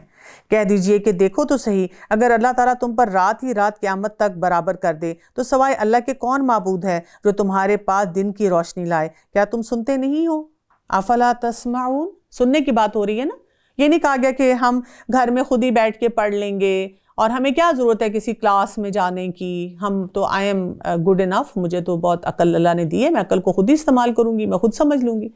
لیکن یہاں سننے کے لیے کہا گیا ہے۔ آپ دیکھیں گے کہ قرآن پاک میں بہت سے مقامات پہ ہمیں یہی پتہ چلتا ہے کہ سنیں، کیونکہ آپ دیکھیں ایک چیز آپ خود پڑھتے ہیں اور ایک چیز آپ کسی استاد سے سنتے ہیں۔ جب سنتے ہیں تو آپ کو کئی باتیں جو ہیں وہ آشکار ہوتی ہیں، آپ کہتے ہیں ہاں اس آیت پہ تو میں نے اس طرح غور ہی نہیں کیا تھا، یہ اینگل تو میں نے سمجھا ہی نہیں تھا۔ تو سننے کی ایک اپنی کیفیت ہوتی ہے۔ پوچھئے کہ یہ بھی بتا دو کہ اگر اللہ تعالیٰ تم پر ہمیشہ قیامت تک دن ہی دن رکھے تو بھی سوائے اللہ کے کوئی معبود ہے جو تمہارے پاس رات لے آئے جس میں تم آرام حاصل کر سکو؟ کیا تم دیکھتے نہیں ہو؟ افلا تبصرون، کیسے سوال اٹھائے جا رہے ہیں سننے کے، دیکھنے کے۔ اور آپ دیکھیں یہاں پہ ہماری ہیلپ لیسنس بھی سمجھ آتی ہے نا، ہم جو بڑے بڑے کلیم کرتے ہیں، بڑی بڑی باتیں کرتے ہیں، میں تو یہ کروں، ہاؤ ڈیئر سم ون سے دس ٹو می، ہمت کیسی ہے کسی کی یہ بات کرنے کی؟ تو اللہ تعالیٰ کہہ رہے ہیں چھوٹی چھوٹی لاجیکل باتیں ہیں، دن کو بڑھا سکتے ہو، 2 دن پہ ایکسپینڈ کر سکتے ہو، ایسا کر سکتے ہو کہ رات آئے تو وہ جائے نہ، نہیں کر سکتے۔ ہم میں سے کوئی شخص جو بہت طاقتور بھی ہے وہ ایسا کلیم نہیں کر سکتا۔ اسی نے تو تمہارے لیے اپنے فضل و کرم سے دن رات مقرر کر دیے ہیں کہ تم رات میں آرام کرو اور دن میں بھی اس کی بھیجی ہوئی روزی تلاش کرو، یہ اس لیے کہ تم شکر ادا کرو۔ اب ہم کیسے شکر ادا کریں گے؟ ہم نے تو پورے سائیکل کو بدلا ہوا ہے، ہر دن کے لیے، ہر سوسائٹی کے لیے بدلا ہوا ہے۔ اور جس دن انہیں پکار کر اللہ تعالیٰ فرمائے گا کہ جنہیں تم میرے شریک خیال کرتے ہو وہ کہاں ہیں، اور ہم ہر امت میں سے ایک گواہ الگ کر لیں گے کہ اپنی دلیلیں پیش کرو، بس اس وقت جان لیں گے کہ حق اللہ تعالیٰ کی طرف سے ہے اور جو کچھ بہتان وہ جوڑتے تھے سب ان کے پاس سے کھو گیا۔ قارون تھا قوم موسیٰ سے، لیکن ان پر ظلم کرنے لگا اور ہم نے اس سے اس قدر خزانے دے رکھے تھے کہ کئی طاقتور لوگ یہ بمشکل اس کی کنجیاں اٹھا سکتے تھے۔ ایک بار اس کی قوم نے کہا کہ اترا مت، اللہ تعالیٰ اترانے والوں سے محبت نہیں رکھتا۔ اب یہاں پر بات شروع ہوگی قارون کی، یعنی اتنا کچھ ہمیں بتانے کے بعد اب ایک کیریکٹر سامنے آ رہا ہے۔ قارون کون تھا؟ قارون بیسیکلی ہم دیکھتے ہیں کہ تورات کا ماہر اور حافظ تھا، اور بیسیکلی وہ معاشی علم کا بھی ماہر تھا۔ اب یہ جو تھا یہ بنی اسرائیل میں سے تھا، لیکن اس میں کیا تھا، کیونکہ وہ وہاں کا سمجھے ایک ایلیٹ اس میں طبقے میں سے تھا، زیادہ جسے کہتے ہیں کریم میں سے تھا، اور اس کو بہت کچھ آتا تھا۔ لیکن ہم دیکھتے ہیں کہ ہمارے معاشرے میں اس طرح کے جو افراد ہیں وہ ہمیں بتاتے ہیں کہ کیسی کیسی مشکلات وہ اس معاشرے کے لیے پیدا کرتے ہیں، کیونکہ جب آپ وہاں پر آؤٹ سٹینڈ کر رہے ہوتے ہیں تو کچھ ایسے لوگ جو کہ حکمران ہوتے ہیں یا یہ کہ وہ چاہ رہے ہوتے ہیں کہ سب کو اپنے کنٹرول میں رکھیں، تو وہ قوم کے ایسے ہی گھٹیا اور جو ایسے لوگ ہوتے ہیں جن کے اندر غیرت نہیں ہوتی ان کو غداری کے لیے ابھارنا شروع کرتے ہیں اور ان کو اپنے ساتھ ملا لیتے ہیں۔ تو ان کے پاس قابلیت بہت زیادہ تھی، لیکن یہ اپنی قوم کو سپورٹ کرنے کی بجائے، اللہ کے راستے پہ چلنے کی بجائے انہوں نے کیا کام کرنا شروع کیا ہوا تھا کہ وہ وہاں پر اپنی ساری لائلٹی جو تھا وہ فرعون کے ساتھ شو کرتا تھا۔ اسی لیے کہا گیا نا ان اللہ لا يحب الفریحین، کہ وہ جو جس بات پہ اتراتا تھا اللہ تعالیٰ نے اس چیز کو پسند نہیں کیا۔ وہ ہر بات پہ سمجھتا تھا کہ مجھے یہ ٹائٹل ملا ہے اور مجھے یہ آنر ملا ہے اور میں وہاں پر ان کی منسٹریز میں یا جو بھی ان کے سارے معاملات ہیں ان میں ساتھ ساتھ ہوتا ہوں۔ اور پھر آپ دیکھیں کہ دولت اس کو اللہ نے کتنی دی تھی، یعنی آپ اپنی دولت کے بارے میں سوچیں کہ آپ کے لاکر میں کتنا پیسہ ہے یا گھر میں آپ نے کیا کچھ رکھا ہوا ہے، کتنی آپ کے پاس ساری جو بھی آپ کی پرسنل چیزیں ہیں، دولت ہے، جیولری ہے، اور ایک چابی ہوتی ہے، 2 چابیاں ہوتی ہیں۔ اور یہاں کیا تھا کہ کنجیاں کتنی زیادہ تھیں کہ کتنے جو ہوتے تھے کیمل لوڈز ہوتے تھے وہ کنجیاں اٹھا اٹھا کے پھرا کرتے تھے۔ اور جو کچھ تجھے اللہ تعالیٰ نے دے رکھا ہے اس میں سے آخرت کے گھر کی تلاش بھی رکھ اور اپنے دنیا کے حصے کو بھی نہ بھول، اور جیسا کہ اللہ تعالیٰ نے تیرے ساتھ احسان کیا ہے تو بھی اچھا سلوک کر اور ملک میں فساد کا خواہاں نہ ہو، یقین مار کہ اللہ مفسدوں کو ناپسند کرتا ہے۔ اب آپ دیکھیں کہ جب قارون کو وارننگ بھی مل رہی ہے لیکن وہ کیا کر رہا ہے وہ اپنے آپ کو کیونکہ بہت چیز سمجھ رہا ہے تو اسی کے مطابق وہ ایک اس کا ایٹیٹیوڈ یہ ہوتا ہے کہ کوئی نہیں ہے، یہ کسی قابل نہیں ہیں لوگ. بس قارون پوری آرائش کے ساتھ اپنی قوم کے مجمع میں نکلا تو دنیا کی زندگی کے متوالے کہنے لگے کاش کہ ہمیں بھی کسی طرح وہ مل جاتا جو قارون کو دیا گیا ہے، یہ تو بڑا ہی قسمت کا دھنی ہے. اب آپ دیکھیں جو لوگ مٹیریلسٹک سوچ والے ہوتے ہیں وہ ایسے ہی دیکھتے ہیں نا، کسی کی گاڑی دیکھی، کسی کا سٹیٹس دیکھا، وہ یہ نہیں دیکھتے کہ اللہ کی کتنی بات مانتا ہے، وہ کہتے ہیں کتنا لکی ہے. بلکہ کئی دفعہ اپنے بچوں کے لیے بھی ایسی چیزوں کو ڈریم کرنا شروع کر دیتے ہیں کہ ہائے میرا بچہ بھی ایسی سٹیٹس پہ پہنچ جائے، پیسہ مل جائے اس کو، کام جو مرضی کر رہا ہو، اس سے فرق نہیں پڑتا. اس وقت آپ دیکھیں سوشل میڈیا میں ایسے بہت سے پلیٹ فارم ہیں جس پہ ہمارے ینگسٹرز بہت پیسہ کما رہے ہیں اور ماں باپ اتنے خوش ہیں، اتنی خوشی خوشی بتاتے ہیں میرے بچے نے اتنا کمایا، میرے بچے نے اتنا کمایا. لیکن آپ نے کبھی یہ سوچا ہے کہ وہ جو کما رہے ہیں اس میں حلال حرام کی کیا تفریق ہے، یا یہ کہ اس میں وہ اللہ کو راضی کرنے والے کام کر رہے ہیں یا اپنی ذات کوئی اچھال کے، وہی بات ہے یہ فساد والی شکل بھی اور اترانے والی شکل تو نہیں موجود. ذی علم انہیں سمجھنے لگے کہ افسوس، بہتر چیز تو وہ ہے جو بطور ثواب انہیں ملے گی جو اللہ پر ایمان لائیں اور جو نیک اعمال کریں. یہ باتیں انہی کے دل میں ڈالی جاتی ہیں جو صبر اور سہارے والے ہوتے ہیں. اب آپ دیکھیں کہ یہاں پر جو علم والے ہیں کہا گیا وَقَالَ الَّذِينَ أُوتُوا الْعِلْمَ وَيْلَكُمْ ثَوَابُ اللَّهِ خَيْرٌ لِمَنْ آمَنَ وَعَمِلَ صَالِحًا وَلَا يُلَقَّاهَا إِلَّا الصَّابِرُونَ. کہ کس کے دل میں یہ بات ڈالی جاتی ہے؟ جو صبر کرنے والے ہیں، ایموشنل نہیں ہو جاتے فوراً کسی کی چیز کو دیکھ کر کہ اپنے گھر والوں کو آ کے کہا، یعنی بیوی نے کہیں دیکھا شوہر کو کہا، انہوں نے گاڑی بھی لے لی، وہ سیریں بھی کر رہے ہیں، وہ اتنے مزے کر رہے ہیں، ہم کہیں آتے جاتے نہیں.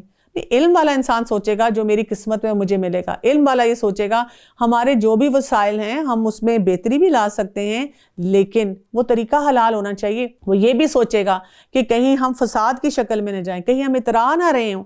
یعنی اس کے پاس ایک لمبی چیک لسٹ ہوگی جس کی بنیاد پہ وہ فیصلے کرے گا. آخرکار ہم نے اسے اس کے محل سمیت زمین میں دھنسا دیا اور اللہ کے سوا کوئی جماعت اس کی مدد کے لیے تیار نہ ہوئی اور نہ وہ خود اپنے بچانے والوں میں سے ہو سکا. سوچیں ذرا کہ اتنا کچھ ہونے کے باوجود کیا ہوا. یہاں پہ جو آ رہا ہے نا جیسے ارتھ کو ایک ایسا تھا جیسے ٹارگیٹڈ تھا کہ اسی کو جا کر اس نے ہٹ کیا. ابو ہریرہ رضی اللہ عنہ سے روایت ہے کہ رسول اللہ صلی اللہ علیہ وسلم نے فرمایا قیامت کے روز اللہ تعالیٰ اس شخص کی طرف رحمت کی نظر سے نہ دیکھے گا جس نے دنیا میں اپنا تہبند تکبر سے لٹکایا. تو تکبر، یہ ایروگنس جو ہے اللہ تعالیٰ کو پسند نہیں. اسی طرح رسول اللہ صلی اللہ علیہ وسلم نے فرمایا ایک شخص تکبر کے ساتھ اپنا تہبند گھسیٹتے ہوئے چل رہا تھا کہ اسے زمین میں دھنسا دیا گیا اور وہ اسی طرح قیامت تک زمین میں دھنستا رہے گا. آپ دیکھیں نا جیسے لوگ کئی دفعہ ایسا لباس بناتے ہیں جس کی لمبی لمبی ٹیلز ہوتی ہیں، اتنا پیسہ اس پہ لگایا جاتا ہے اور اس کو کیری کرنے میں، اور اس میں کیا ہے، اس میں باقاعدہ بات کی جاتی ہے کہ ایسے ایڈریس ہے اور اتنا اس میں کپڑا استعمال ہوا اور اتنا لگا، اور وہ شخص بھی بڑے بوسفل طریقے سے اس کو لے کے پھرتا ہے. تو اللہ تعالیٰ کو یہ چیز جو ہے وہ پسند نہیں ہے. اور جو لوگ کل اس کے مرتبے پر پہنچنے کی آرزو مندیاں کر رہے تھے وہ آج کہنے لگے کہ کیا تم نہیں دیکھتے کہ اللہ تعالیٰ ہی اپنے بندوں میں سے جس کے لیے چاہے روزی کشادہ کرتا ہے اور تنگ بھی، اور اگر اللہ تعالیٰ ہم پر فضل نہ کرتا تو ہمیں بھی دھنسا دیتا. کیا دیکھتے نہیں ہو کہ ناشکری کو کبھی کامیابی حاصل نہیں ہوتی. اب وہی لوگ جو اس کو اپریشیٹ کر رہے تھے اب انہوں نے کہا شکر ہے ہم تو بچ گئے، ہم نے یہ والا کام نہیں کیا. آخرت کا بھلا گھر ہی ہم انہی کے لیے مقرر کر رہے ہیں جو زمین میں اونچائی بڑائی اور فخر نہیں کرتے. کیا باتیں یہاں پہ بتائی جا رہی ہیں کہ وہ کیا نہیں کرتے؟ وہاں پہ ان کے پاس کیا آتا ہے تلک الدار الآخرہ نجعلها للذین لا یریدون علوا فی الارض ولا فساد. کہ نہ وہ اپنے آپ کو اونچا دکھانے کی کوشش کرتے ہیں، کسی طرح سے پرومیننٹ کرنا چاہتے ہیں، نہ وہ فساد کرتے ہیں. اور پھر والعاقبۃ للمتقین، کہ آخرت کا بہترین گھر کس کے لیے انجام کے حساب سے؟ جو متقی لوگ ہیں. جو شخص نیکی لائے گا اسے اس سے بہتر ملے گا اور جو برائی لے کر آئے گا تو اسے بدعمالی کرنے والوں کو انہی کے اعمال کا بدلہ دیا جائے گا جو وہ کرتے ہیں. جس اللہ نے آپ پر قرآن نازل فرمایا ہے وہ آپ کو دوبارہ پہلی جگہ لانے والا ہے. کہہ دیجئے کہ میرا رب اسے بخوبی جانتا ہے جو ہدایت لایا اور اسے بھی جو کھلی گمراہی میں ہے. آپ کو تو کبھی اس کا خیال بھی نہ گزرا تھا کہ آپ کی طرف کتاب نازل فرمائی جائے گی، لیکن یہ آپ کے رب کی مہربانی سے اترا. اب آپ کو ہرگز کافروں کا مددگار نہیں ہونا چاہیے. اب یہاں پہ بھی آپ دیکھیں کہ قرآن کی بھی عظمت کی یہاں بات ہو رہی ہے اور رسول اللہ صلی اللہ علیہ وسلم کی نبوت کا بھی یہاں پہ ذکر ہو رہا ہے۔ ابو ہریرہ رضی اللہ عنہ فرماتے ہیں کہ اللہ کے رسول صلی اللہ علیہ وسلم نے فرمایا، مجھے جامع کلام عطا کیے گئے ہیں اور مجھے اپنے دشمنوں پر رعب کے ساتھ مدد دی گئی ہے، اور میں سویا ہوا تھا کہ میں نے دیکھا کہ زمین کے خزانوں کی چابیاں میرے ہاتھ میں دے دی گئی ہیں۔ پھر ابو ہریرہ رضی اللہ عنہ کہتے ہیں کہ اللہ کے رسول صلی اللہ علیہ وسلم تو اس دنیا سے چلے گئے اور تم اب ان خزانوں کو نکال رہے ہو۔ کون سے خزانے ہیں یہ؟ جو ہمیں قرآن کو پڑھنے میں ملتے ہیں، یہاں سے ہمیں یا احادیث سے ہمیں پتہ چلتے ہیں، یہاں سے ہمیں پتہ چلتا ہے کہ ہم نے اپنی زندگی کیسے گزارنی ہے اور اس میں اپنے برکات جو ہیں کیسے سمیٹنی ہیں۔ خیال رکھیے کہ یہ کفار آپ کو اللہ تعالیٰ کی آیتوں کی تبلیغ سے روک نہ سکتے، اور اس لیے کہ یہ آپ کی جانب اتاری گئی ہے اور آپ اپنے رب کی طرف بلاتے رہتے ہیں اور شرک کرنے والوں میں سے نہیں ہوتے۔ اللہ تعالیٰ کے ساتھ کسی اور کو معبود نہ پکارنا، بجز اللہ تعالیٰ کے کوئی اور معبود نہیں۔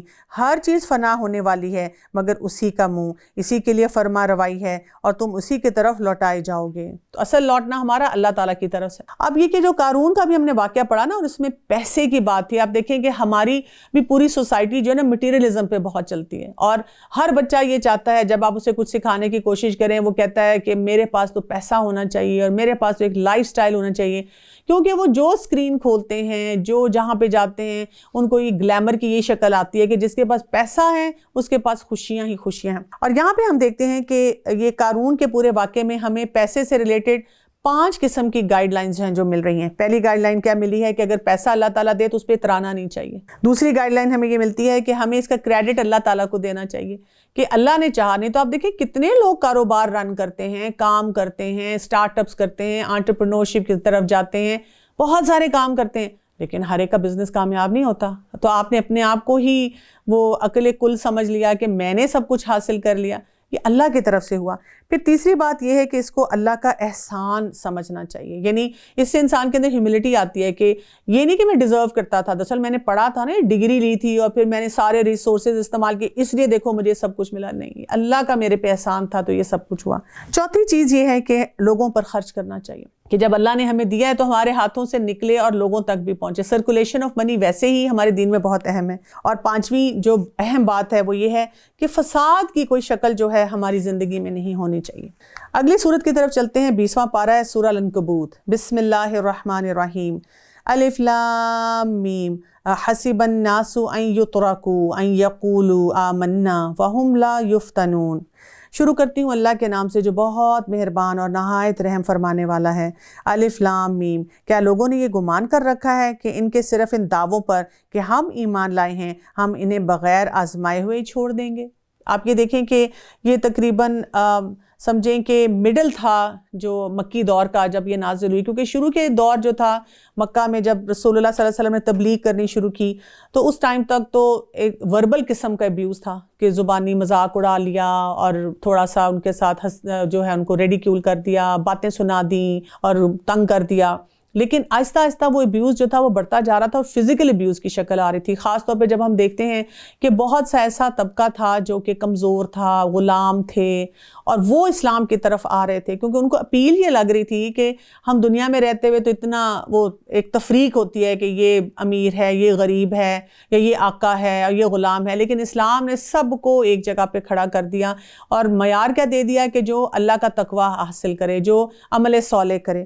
تو ایسے موقع پہ اب جب ان کا ٹارچر بڑھتا چلا جا رہا تھا اور ظاہر ہے کہ مسلمانوں کے لیے اس وقت اس کو سہنا کافی مشکل ہو رہا تھا، تو اس صورت کا آغاز جو ہو رہا ہے اس میں یہی بتایا جا رہا ہے کہ جس قسم کا ٹارچر مل رہا ہے تو اس کو سہنا جو ہے وہ اور اس کو سمجھنا کتنا ضروری ہے۔ تو یہی کہا گیا کہ کیا لوگوں نے گمان کر رکھا ہے کہ ان کے صرف اس دعوے پر کہ ہم ایمان لائے ہیں ہم انہیں بغیر آزمائے ہوئے چھوڑ دیں گے؟ ہم بھی تو یہ سوچتے ہیں، ہم سمجھتے ہیں آج میں نے حجاب پہنا، ریڈ کارپٹ ٹریٹمنٹ، آج میں نے نماز پڑھنی شروع کی، سب مسجد میں میرے لیے کھڑے تالیاں بجا رہے ہوں گے، بھئی واہ واہ واہ، آج میں نے دعا مانگی ہے تو دیکھیں تو صحیح میرے تو سارے فل نمبر آنے چاہیے، سب کو جو ہے مجھے اپریشیٹ کرنا چاہیے۔ ٹیسٹ نہیں آئے گا، اللہ تعالیٰ وہ چیک نہیں کریں گے۔ آپ نوٹ کر لیجئے کہ آپ پارہ پڑھتے ہوئے رمضان میں بھی نوٹ کریں، ویسے بھی جب آپ پڑھتے ہیں نا اور آپ اپنے سے وعدہ کرتے ہیں ہاں میں نے آج غصے کے بارے میں پڑھا، میں نے غصہ نہیں کرنا، اسی دن آپ کا امتحان ہو جاتا ہے، پیپر آ جاتا ہے فوراً۔ کوئی نہ کوئی گھر میں باہر سچویشن ہوتی ہے کہ یا تو آپ غصہ کر بیٹھتے ہیں، اب آپ پچھتاتے ہیں، آپ کہتے ہیں آج ہی تو میں نے پڑھا تھا، پھر آپ دوبارہ سے اس پیپر کی تیاری کریں۔ کہ دوبارہ سے سوچیں کہ کیا چیزیں کرنے والی تھی، کیا کام کرنے والے تھے جو چھوڑ دیے. یا کیا ہوتا ہے انسان کامیاب ہوتا ہے اور خوش ہوتا ہے کہ الحمدللہ آج ہی میں نے پڑھا تھا اور دیکھیں اللہ تعالیٰ نے مجھے آزمایا، میرا رب جو ہے کتنا مہربان ہے کہ مجھے اس میں کانفیڈنس دیا کہ میں نے جو پڑھا اس پہ میں عمل کر سکتا ہوں. اسی طرح صبر کا امتحان اور کتنے معاملات کے امتحان آتے ہیں. ان اگلوں کو بھی ہم نے خوب جانچا، یقیناً اللہ تعالیٰ انہیں بھی جان لے گا جو سچ کہتے ہیں اور انہیں بھی معلوم کر لے گا جو جھوٹے ہیں. تو امتحان کے ذریعے ہی تو پتہ چلتا ہے کہ کون اپنا جو ہے سچا ہے.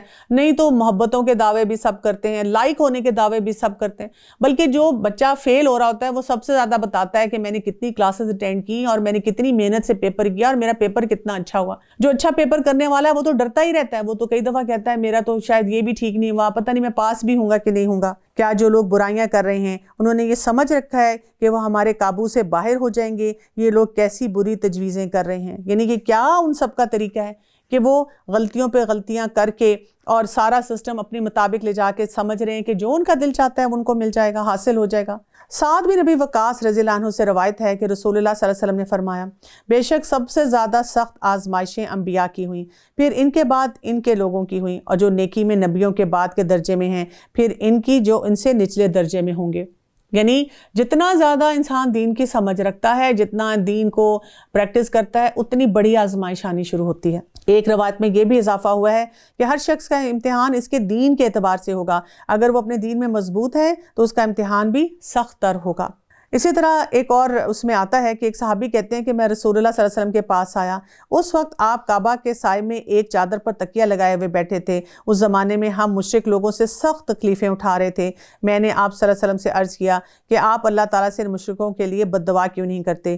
یہ سنتے ہی آپ تکیہ چھوڑ کر سیدھے بیٹھ گئے اور آپ کا چہرہ غصے سے سرخ ہو گیا، اور آپ نے فرمایا تم سے پہلے ایسے لوگ گزر چکے ہیں جن کے گوشت اور پٹھوں سے ہڈیاں تک لوہے کی کنگھیاں چلائی جاتی تھیں، مگر وہ اپنے سچے دین سے پھرتے نہیں تھے، اور آرا ان کے سر کے درمیان رکھ کر چلایا جاتا تھا اور ان کے 2 ٹکڑے کر دیے جاتے تھے، مگر وہ سچے دین سے پھرتے نہ تھے، اور اللہ ایک دن اس کام کو ضرور پورا کر دے گا، یعنی دین غالب آ جائے گا. اور ایک اور روایت میں آتا ہے کہ مگر تم لوگ جلد بازی کیوں کرتے ہو. اسی طرح سے ایک اور حدیث میں آتا ہے کہ ابو ہریرہ رضی اللہ عنہ فرماتے ہیں کہ آپ صلی اللہ علیہ وسلم نے فرمایا عنقریب فتنے رونما ہوں گے، جو شخص اس وقت بیٹھا رہے وہ ان فتنوں میں کھڑا ہونے والوں سے بہتر ہے، اور جو ان میں کھڑا ہو وہ ان میں سے چلنے والوں سے بہتر ہے، اور جو ان میں چلنے والا ہو وہ ان میں بھاگنے والوں سے بہتر ہوگا، اور جو ان فتنوں میں جھانکنے کی کوشش کرے گا تو وہ فتنے اسے اپنی طرف کھینچ لیں گے، اور جو کوئی ان فتنوں سے بچاؤ کی راہ پا سکتا ہے اسے چاہیے کہ وہ الگ ہو کر رہے. اور ساتھ آپ نے ایک اور روایت میں یہ بھی فرمایا ایک ایسی نماز ہے جس نے اسے ضائع کیا وہ اس کا اہل و مال اور سب کچھ برباد ہو گیا. تو یہاں سے ہمیں پتہ چلتا ہے کہ فتنے بھی ہوتے ہیں، آزمائشیں بھی ہوتی ہیں، لیکن اس سے بڑی بات یہ ہے کہ ہمیں ویل پریپیئرڈ رہنا ہے کہ ٹیسٹ ہوگا. ٹیسٹ سے ہی تو پھر انسان کے اندر اس کانسیپٹ کی مضبوطی آنی شروع ہوتی ہے. ٹیسٹ مانگنا نہیں چاہیے کہ اللہ تعالیٰ مجھے آزما لے، اس سے اپنے آپ کو روک کے رکھنا چاہیے، لیکن اگر ٹیسٹ آئے تو پھر اس میں اپنے آپ کو ثابت قدم رکھنا چاہیے. جس سے اللہ کے ملاقاتوں کی امید ہو، پس اللہ کا ٹھہرایا ہوا وقت یقیناً آنے والا ہے، اور وہ سب کچھ سننے والا اور جاننے والا ہے، اور ہر ایک کوئی کوشش کرنے والا ہے، اپنے ہی بھلے کی کوشش کرتا ہے. ویسے تو اللہ تعالیٰ تمام جہان والوں سے بے نیاز ہے. یہاں پر بھی اب ہمیں ایک اس کے لیے فارمولہ دے دیا گیا کہ کرنے کا کام کیا ہے. آیت نمبر 6 کو دیکھیے گا سورہ العنکبوت کی، وَمَنْ جَاهَدَ فَإِنَّمَا يُجَاهِدُ لِنَفْسِهِ إِنَّ اللَّهَ لَغَنِيٌّ عَنِ الْعَالَمِينَ. تو یہاں پر ہمیں جو بات بتائی جا رہی ہے وہ یہ ہے کہ جہاد، یعنی کہ یہ جو مشکلات آتی ہیں نا ہماری زندگی میں، اس میں اب ہمیں اپنے نفس کے جہاد کی طرف بھی جانا ہے. تو تھوڑا سا اس جہاد کو بھی سمجھتے ہیں کہ جہاد جو ہے جیسے عربی کا لفظ ہے اور اس کا مادہ جو ہے جیم ہا دال سے ہے، یعنی اس کا مطلب ہوتا ہے جد و جہد کرنا، اسٹرگل کرنا، اٹموسٹ ایفرٹ کرنا، پوری بھرپور اپنی کوشش اس میں ڈالنا. اور اس میں ہم ایک اور معنی یہ لیتے ہیں کہ کسی بھی ہدف کے حصول کے لیے ہر قسم کے مشکلات کو حد الوسع طریقے سے جو ہے برداشت کرنا. اور یہ بات ہے کہ اس میں انسان جو ہے اپنے رب کے راستے میں جنگ بھی کرتا ہے. اور جہاد فی سبیل اللہ جو ہے وہ انسان کے 2 محاذوں پہ بیسیکلی ہوتا ہے. ایک ہمارا داخلی جہاد ہوتا ہے اور ایک ہمارا خارجی جہاد ہوتا ہے. داخلی جہاد کیا ہوتا ہے کہ انسان خود جو اپنے اندر کی یہ اسٹرگل ہوتی ہے، اپنے نفس کے اندر ہوتے ہیں کہ اپنے رب کی پہچان ہم نے کیسے کرنی ہے. اور خارجی جہاد جو ہوتا ہے وہ کیا ہوتا ہے؟ جب دوسرے لوگوں کو ہے رب سے ملوانا ہوتا ہے. تو پہلا جہاد جو ہوتا ہے اس کو ہم جہاد اکبر کہتے ہیں. یعنی کہ آپ سوچیں جب انسان اپنے آپ کو اندر سے ڈسپلن کر لیتا ہے نا، اللہ کی معرفت حاصل کر لیتا ہے، اپنے نفس کو کنٹرول کر لیتا ہے، تو انسان جو ہے بڑا مضبوط ہو جاتا ہے، ہر قسم کے پھر جہاد کے لیے جو سوسائٹی میں اس کے لیے تیار ہو جاتا ہے. اور دوسرا جہاد جو ہوتا ہے اس کو ہم جہاد اصغر کہتے ہیں. یعنی سب سے پہلے انسان کو خود سمجھنا ہے اپنے آپ کو، اپنے نفس کو، اپنی رکاوٹوں کو. اللہ کے راستے میں اللہ کی معرفت کے لیے مجھے کیا کیا مشکلات پیش آ رہی ہیں، ان کو میں نے کیسے عبور کرنا ہے، اللہ سے میں نے کیسے اپنا جو محبت ہے اس کو بڑھانا ہے. اور جیسے جیسے انسان ان رکاوٹوں کو دور کرتا چلا جاتا ہے، پھر اس کے لیے انسانیت تک پہنچنا، انسانیت کے لیے کچھ فیصلے کرنا بہت آسان ہو جاتا ہے. تو بیسیکلی اگر ہم دیکھیں تو جہاد تو پیدا ہونے کے بعد عبادت کے ساتھ ہی جڑا ہوا ہے نا، کیونکہ ہم نے عبادت بھی جو اللہ کی کرنی ہے تو جہاد پھر نفس کرنا ہے. اور اسی طرح جب ہم نے سوسائٹی میں بھی خیر پہنچانی ہے تو پھر ہم نے وہی کام کرنا ہے کہ لوگوں تک بھی کس طرح سے بات پہنچانی ہے، اور اس کے بھی مختلف طریقے جو ہمیں بتا دیے گئے ہیں. اسی لیے جہاد سے زیادہ افضل کوئی کام نہیں ہے جس کو کہا گیا ہو. اور اگر ہم دیکھیں تو انبیاء اور اپنے وقت کے جتنے بھی لوگ تھے جو کہ دین کی سمجھ رکھتے تھے، انہوں نے جہاد کیا ہے. وہ جہاد جو تھا وہ محاسبہ نفس کی شکل میں بھی ہوا ہے، اور وہ جہاد جو ہے وہ قتال کی شکل میں بھی ہوا ہے. تو یہاں پر ہمیں بتایا گیا کہ جب ہمیں اتنی مشکلات پیش آتی ہیں تو ہم نے کیا کرنا ہے؟ یجاہد لنفسہ، اپنے نفس کے ساتھ. وہ ہوتا بھی ہے ہماری اندر کی سٹرگل، ایک جنگ چل رہی ہوتی ہے، کرنا ہے نہیں کرنا، کر لو نہیں کرو، یہ کرو.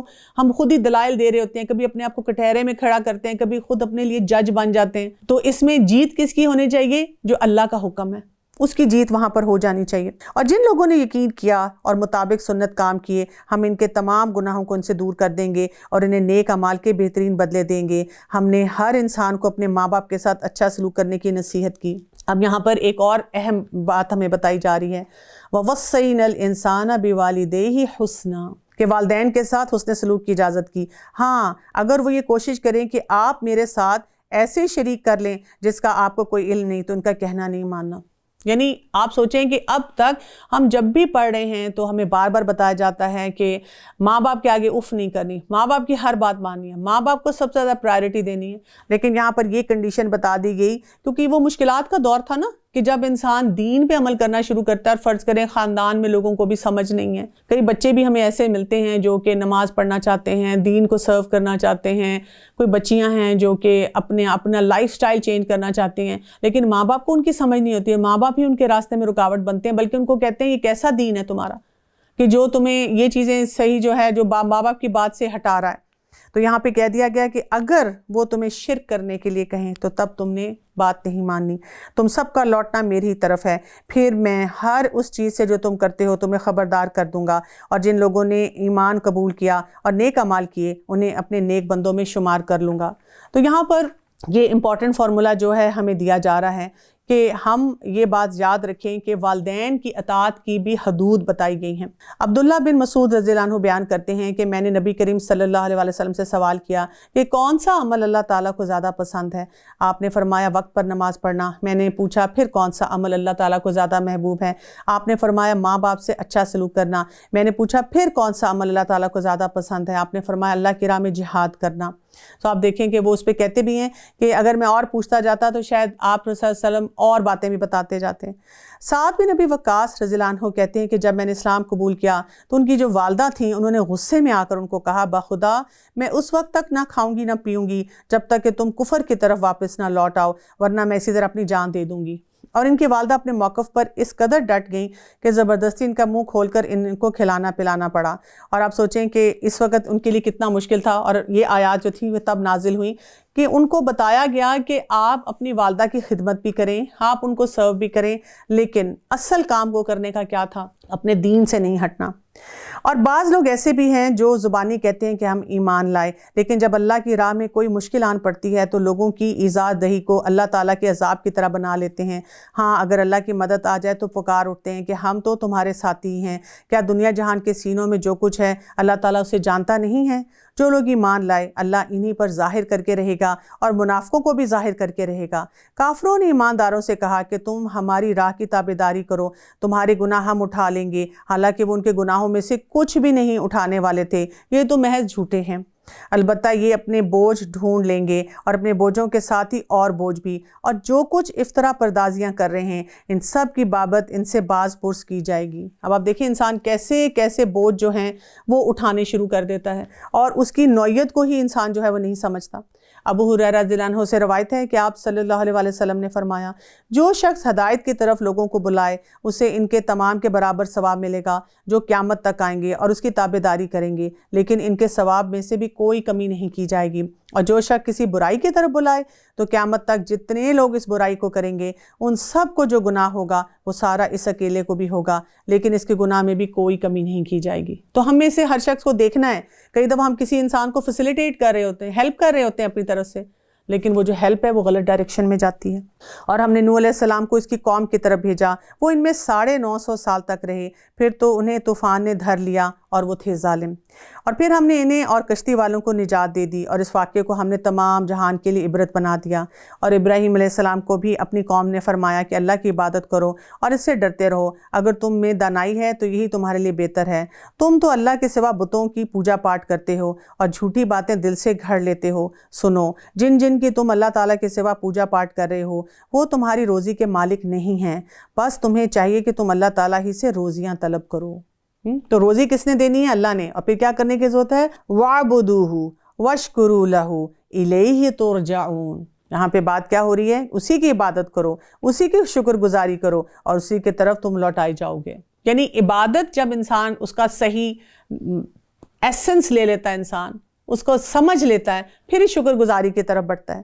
اور اگر تم جھٹلاؤ تو تم سے پہلے کی امتوں نے بھی جھٹلا دیا، اور رسول کے ذمہ تو صرف صاف طور پر پہنچا دینا ہی ہے۔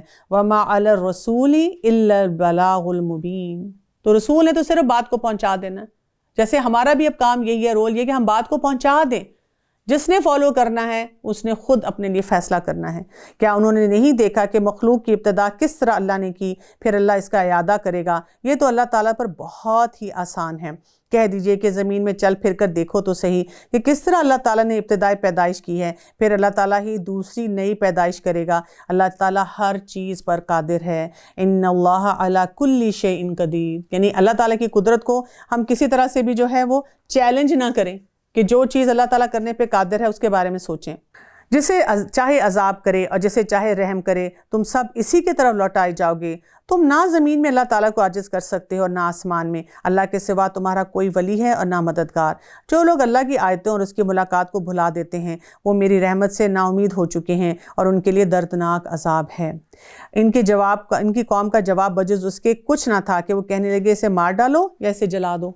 آخر اللہ نے انہیں آگ سے بچا لیا، اور اس میں ایماندار لوگوں کے لیے تو بہت سی نشانیاں ہیں۔ ابراہیم علیہ السلام نے کہا کہ تم نے جن بتوں کی پرستش اللہ تعالیٰ کے سوا کی ہے یہ کچھ نہیں، صرف تم نے انہیں اپنی آپس کی دنیا کی زندگی کی دوستی پر ٹھہرا لیا ہے، پھر کچھ بعد تم سب قیامت کے دن ایک دوسرے سے کفر کرنے لگو گے اور ایک دوسرے پر لعنت کرنے لگو گے، اور تمہارا سب کا ٹھکانہ دوزخ ہوگا اور تمہارا کوئی مددگار نہ ہوگا۔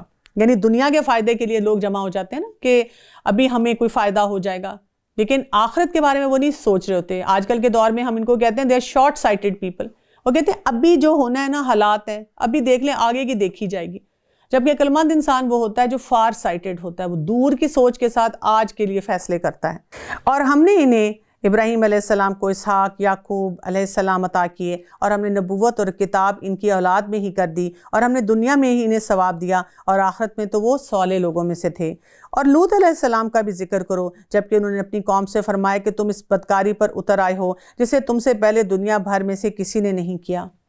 یعنی اب آپ دیکھیں اب اس وقت کی ٹریجڈی کیا ہے، نہ صرف یہ کہ اس کو لیگلائز کر دیا گیا ہے، بلکہ باہر کے ممالک میں ویسٹرن کلچرز میں آپ جائیں بڑے بڑے بل بورڈز ہیں، اور اس کے علاوہ سکولز میں اب ایسی بکس انٹروڈیوس کی جا رہی ہیں جس میں سیم سیکس پیرنٹس ہیں، کہ بچوں کو کہا جائے کہ یہ نارمل کانسیپٹ ہے اور آپ اس کو ایکسیپٹ کرنا شروع کریں۔ اور اس وقت کیا تھا کہ یہ وہ کام تھا، وہ بدکاری تھی جس سے پہلے کبھی بھی امیجن نہیں کی جا سکتی تھی کہ یہ ہوئی ہے۔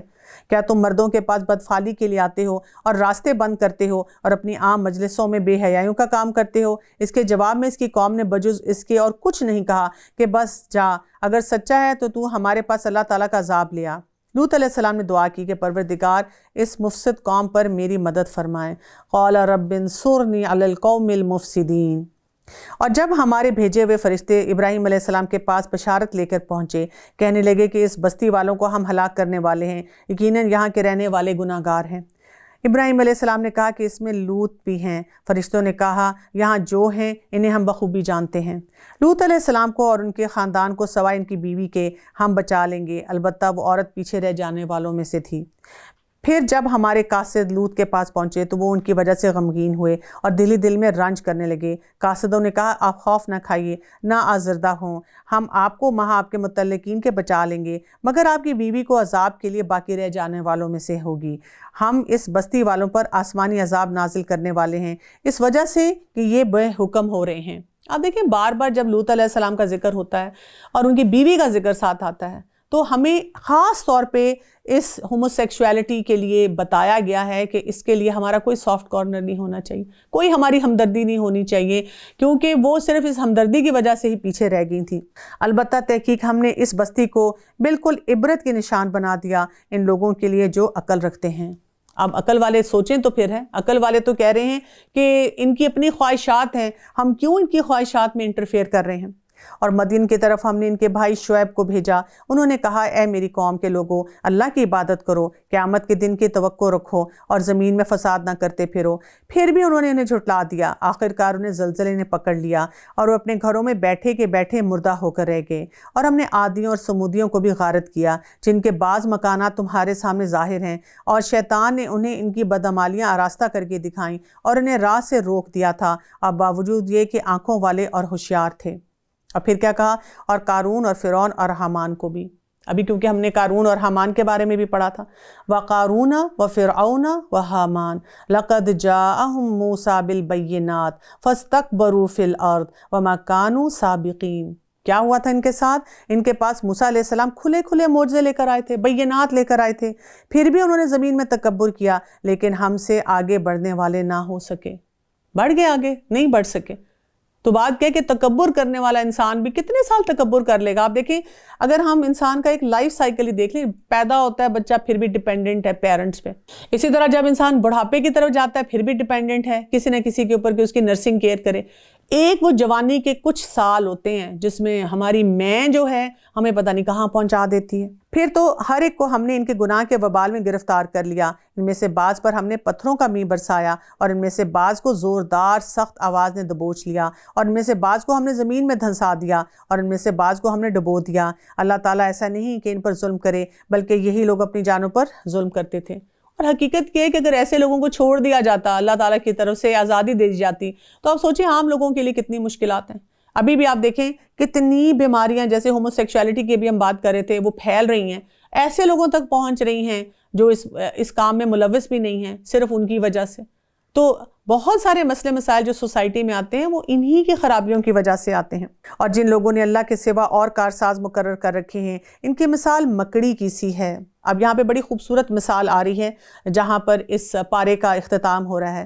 مثل الذین اتخذوا من دون اللہ اولیاء کمثل العنکبوت۔ کس کی مثال دی جا رہی ہے؟ مکڑی کی سی مثال دی جا رہی ہے۔ کیا ہے؟ اتخذت بیتا، جس نے کیا کیا ہے کہ اس نے گھر بنا لیا ہے، اور ساتھ کیا کہہ دیا گیا، حالانکہ تمام گھروں سے زیادہ کمزور گھر مکڑی کا ہی گھر ہوتا ہے، کاش کہ وہ جان لیتے۔ وَإِنَّ أَوْهَنَ الْبُيُوتِ لَبَيْتُ الْعَنْكَبُوتِ لَوْ كَانُوا يَعْلَمُونَ۔ یعنی انہوں نے کیا کیا؟ مکڑی کا گھر بنایا۔ یہ پوری بات ہمیں کیا بتا رہی ہے؟ کیا یہ مثال میں بتایا جا رہا ہے؟ مکڑی جو ہے، اگر آپ اس کے گھر کے بارے میں پڑھنا شروع کریں اور اس کو جاننا شروع کریں تو وہ بہت لگتا ہے کہ اسٹرانگ گھر ہے، بڑا ہی کیلکولیٹڈ ہے، کس طرح سے وہ ایک ایک دھاگے سے وہ جوڑتی ہے اور کیسے طریقے سے وہ گھر بناتی ہے کہ وہ نظر بھی نہیں آتا، اور اس میں کس طرح سے اپنے شکار کو وہ ٹریپ کر لیتی ہے۔ لیکن جب وہ ٹوٹنے پہ آتا تو کیسے آتا ہے؟ ایک ہاتھ سے ہم نے یوں کیا، کوئی ہم نے ہاتھ میں کوئی ڈسٹر پکڑا ہے اور اس کو یوں گھمایا اور وہ سارا کچھ جو ہے وہ ختم ہو جاتا ہے۔ تو جو لوگ شرک کرتے ہیں یا شرکیہ راستے پہ جاتے ہیں، انہوں نے بھی بڑا گھر بنایا ہوتا ہے، بڑا اپنے آپ کو سمجھا ہوتا ہے کہ پتہ نہیں ہم کیا کیا کریں، بڑے منصوبے ہوتے ہیں، لیکن وہ گھر بھی ایسے ہی بکھرنے والا ہے اور ایسے ہی ٹوٹنے والا ہے۔ اللہ تعالیٰ ان تمام چیزوں کو جانتا ہے جنہیں وہ اس کے سوا پکارتے ہیں، وہ زبردست اور ذی حکمت والا ہے۔ وَتِلْكَ الْأَمْثَالُ نَضْرِبُهَا لِلنَّاسِ، اور ہم ان مثالوں کو لوگوں کے لیے بیان کرتے ہیں۔ وَمَا يَعْقِلُهَا إِلَّا الْعَالِمُونَ، اور ہم ان مثالوں کو لوگوں کے لیے بیان کرتے ہیں، انہیں صرف علم والے ہی سمجھتے ہیں۔ جو کہ علم صحیح طرح سے حاصل کرتے ہیں۔ اللہ تعالیٰ نے آسمان اور زمین کو مصلحت اور حق کے ساتھ پیدا کیا ہے، اور ایمان والوں کے لیے تو اس میں بڑی بھاری دلیل ہے۔ ان فی ذالک لآیۃ للمؤمنین۔ اب یہاں پہ ہمیں کیا بتایا جا رہا ہے کہ فائدہ کس کو ہے؟ ایمان لانے والوں کو ہی فائدہ ہے، اور باقی جو لوگ شرک کر رہے ہیں وہ کیا کر رہے ہیں؟ اپنے لیے سب کچھ تباہ کر رہے ہیں۔ تو اللہ تعالیٰ ہمیں یہ توفیق عطا فرمائے کہ ہم علم بھی حاصل کریں اور اپنی عقل کو بھی صحیح طرح استعمال کریں۔ وآخر دعوانا ان الحمد للہ رب العالمین، سبحانک اللہم وبحمدک، اشہد ان لا الہ الا انت، استغفرک واتوب الیک۔ السلام علیکم ورحمۃ اللہ وبرکاتہ۔